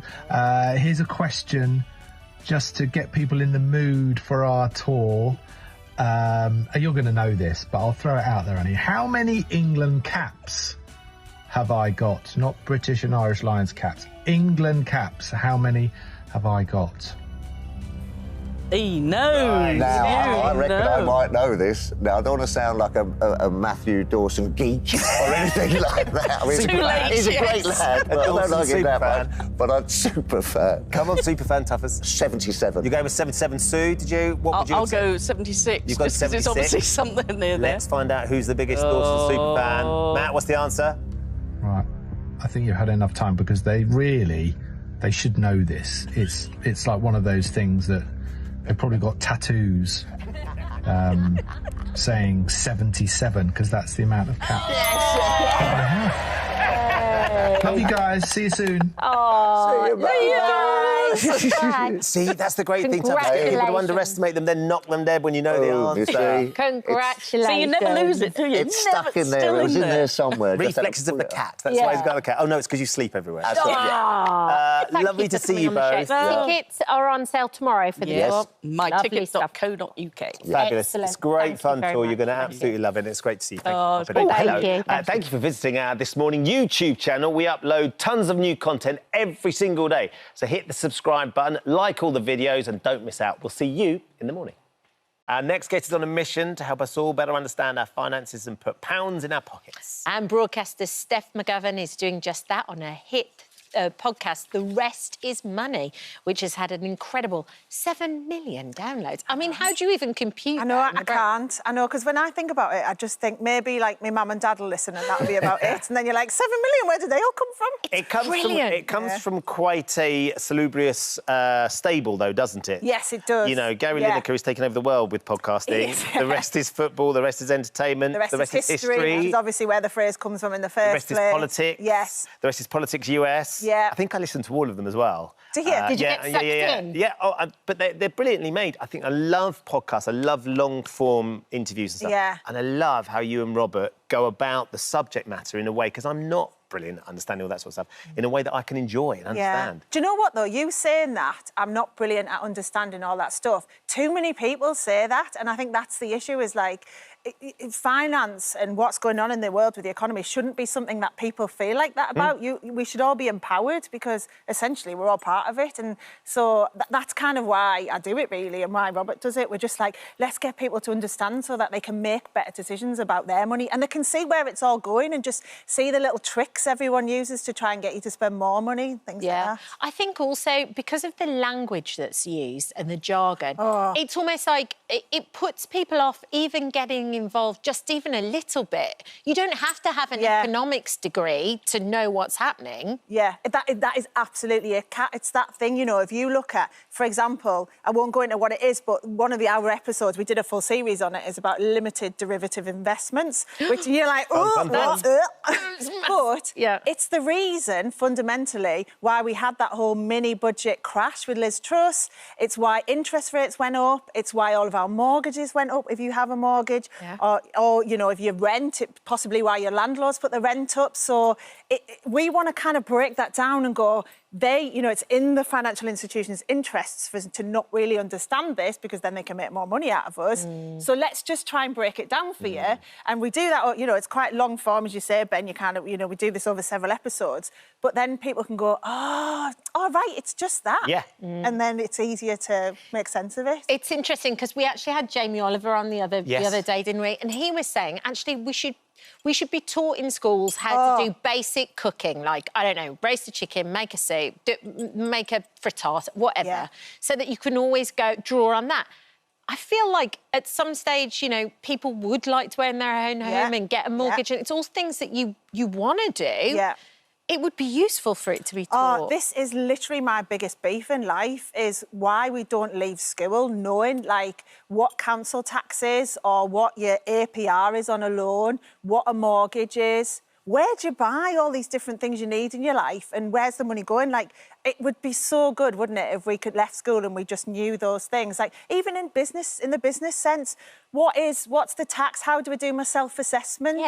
You know, how do I do all these things? And I was interviewing the Education Secretary about this kind of thing last week, and it's on the podcast as well, because I think our economy would do so much better if we could all navigate it a bit better and we knew how to do these things. Well, I've got a 19-year-old and a 17-year-old, so my 19-year-old's just been travelling and he had to budget his way around the world, and then he's gone to university and he's suddenly having to navigate that budget. And he phoned me up the other day and he's realised he's only got £5 left for this week because he spent too much money on Monday. And he's gone back and he said that he's suddenly having to think about those sorts of things. They had none of it. And he's, you know, he's studying maths, so he loves his numbers and stuff like that. They had none of this practical life skills, certainly with finance. Martin Lewis has talked about it for years.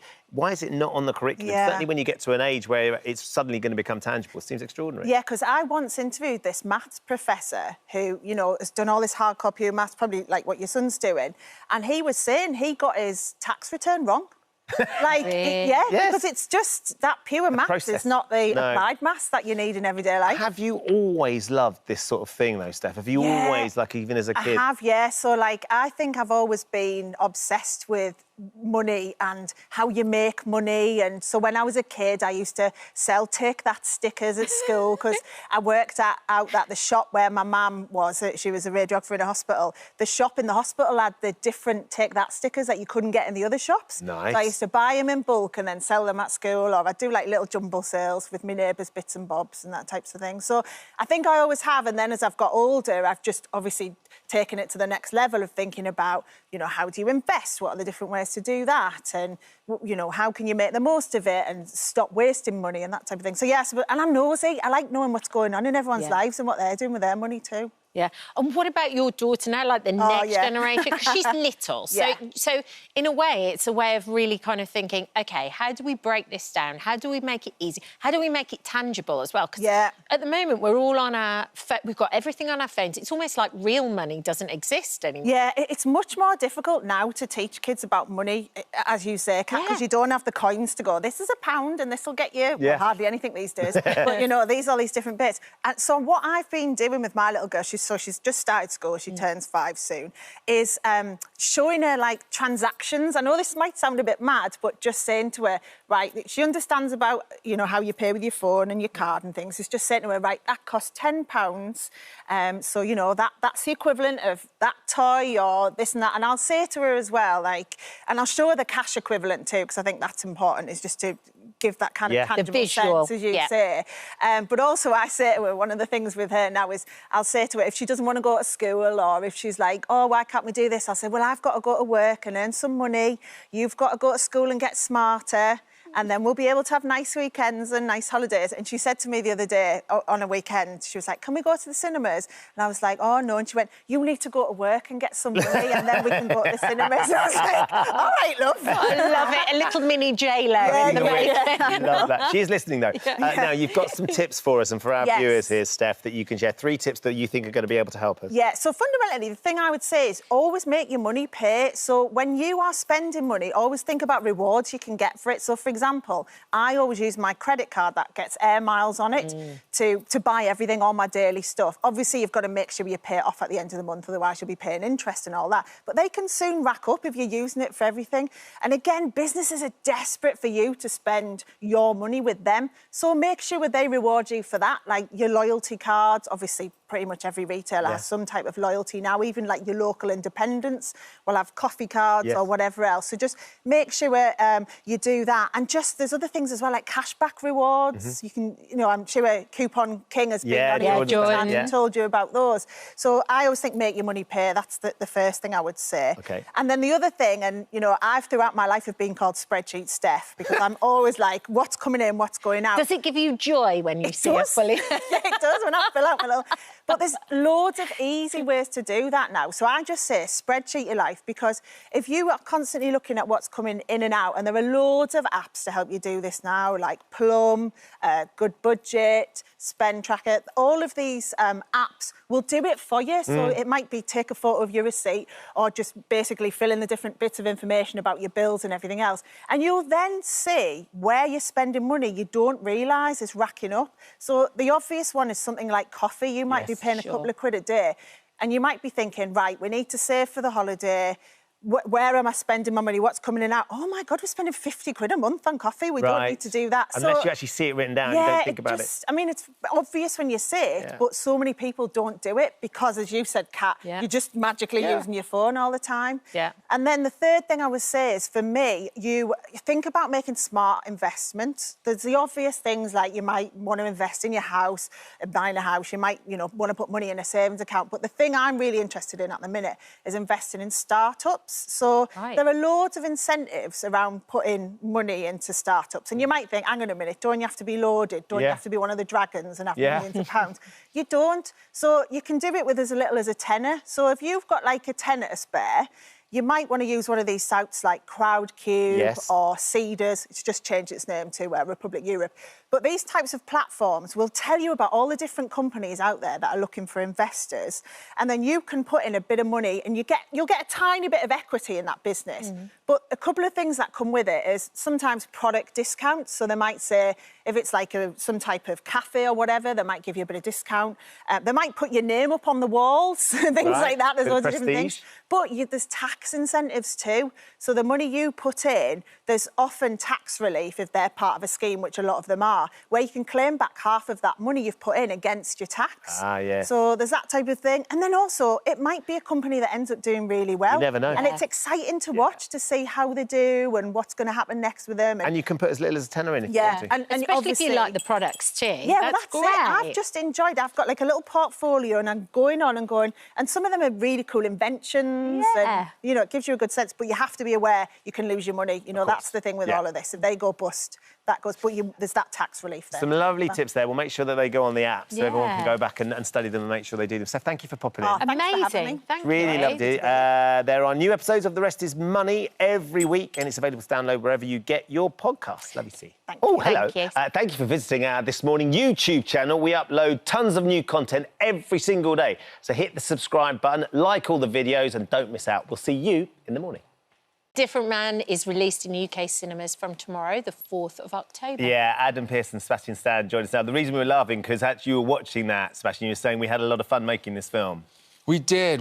I mean, it was really special even from reading it and, you know, just so unpredictable and a lot of fun. And yeah. We watched it yesterday, Adam, and it's a fascinating film. I think I've sort of tried to write down it's fascinating, it's intriguing, it's difficult, it's challenging, it's funny, it's heartbreaking, it's sad.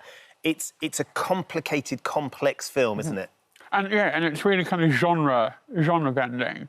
And full credit to writer-director Aaron Schoenberg. If it was everything there was on the script, like no one's improvising, no one's like coming in and waxing lyrical or what have you. And he's a credit to himself for what he's done here. And yeah, we shot it in New York, 22 days. Also, we shot it on tape. We were on Super 16, which is another added little bit of pressure. But no, it's a thoroughly enjoyable experience. Got to work with this guy. Yeah. Right here. So, yeah, and now out tomorrow, we couldn't be happier. And you play a character called Oswald in the movie. I mean, it truly is. You're absolutely right. It's like nothing I've ever seen before. You can't compare it to anything.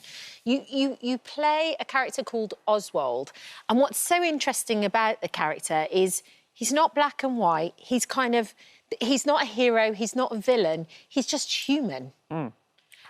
And he just turns up. There's no sort of like suspense or sort of like jump scare or any of the old tropes that we normally see around disfigurement of kind of villainy, victimhood or false heroism. Yeah. He's just a guy that just charms his way through life, and then the audience are left to make up their own mind as to whether or not he's in the right place at the right time too much or any of that McGovern. And we should explain, Sebastian, your character starts the film with a serious facial disfigurement. With neurofibromatosis. Yeah. And then gets this miracle cure.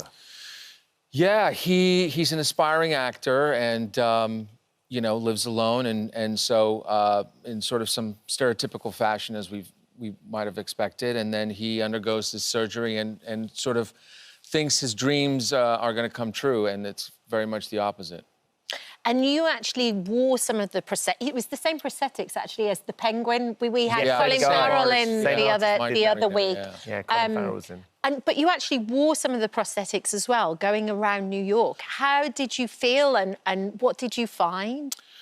Well, it was extremely isolating. I was very scared. I mean, you stand out, obviously, and there's a powerless feeling to it. At least that was my experience. I was trying to create the backstory of the character and find out sort of where he's come from. Obviously, I've spoken to Adam a lot, and he's been very generous to share some of his experience with me. But Edward, my character, really is alone in the world. And as I always say, I feel people aren't very good liars. You know, you really start to feel kind of the uncomfortability and it really pointed out that we still have to normalize this idea of being different. You know, we have to kind of bring that more into the forefront so that we have a better way for people to be curious rather than be distanced. And from your perspective, Adam, I know you work closely with Sebastian on this, but to have the Winter Soldier, somebody who is known as a superhero character in a big film, playing this role that is reflective of your life. And I know that he was trying to sort of mimic some of your movements and some of your rhythms and patterns. How does that feel for you, and what was it like? I mean, if you're not going to go into this wanting to be open, honest and vulnerable with each other as actors, we've got no right to ask the audience to do the same when it comes to the finished product. And if you're going to do something, you've got to do it well. And that was like really important from day one to kind of hop on a Zoom, be really emotional, honest to the point of being visceral, to help sort of like equip each other to be able to do this and to get the best performances we could on tape at the end of the day when it's all said and done. And I think we got there. So that's for the audiences to decide tomorrow. Oh, well, I mean, from our perspective, it is an extraordinary watch. It really is. And asks you questions all the way through. You're constantly asking, about how would I react and what's my approach to these things, which I think is what it is. I love the fact, though, Sebastian, you work closely with Adam on this. Your new film that's coming out, Donald Trump, you're playing Trump. Have you been working closely with Trump as well? What did you do? Adam, I should have called you as well for that. No, he seems to have his hands full, so I was on my own there. You often talk, I think, in the past about you making decisions, you're worried about making decisions that will be a mistake. Is that, I mean, because some of these roles, they're really challenging, and you take and play a character like Donald Trump in a role that's we're coming up to an American election. Is that one of those things that your friends were saying, are you really sure you want to do Donald Trump? A lot of people told me to not do it, and I can understand that, you know. But I'm at a place in my life where I want to ask questions, and not just for myself, but I want to be part of a conversation that I think reflects the times that we're in, brings up issues that maybe are not always comfortable, but tries to get a little bit closer to the truth in some capacity. And I don't know how else to do that except to try and go there into the storm, if you will. Yeah. And understand what happened. You know, we're talking about a man that is so beloved and so hated in all these extreme ways. And I think it's important to understand why. And how have you been doing the research for the part? Well, I mean, fortunately, there's a lot of material out there. I mean, information. He's not been shy, has he? No. Well, but I mean, going back into the 70s and the 80s, and really a time that many people have forgotten. You know, I mean, everyone's very familiar with him now, but back then, you know, he was very different, and there is, you know, there's the Rona Barrett that was really helpful. There's all his appearances on Oprah and Larry King, Barbara Walters.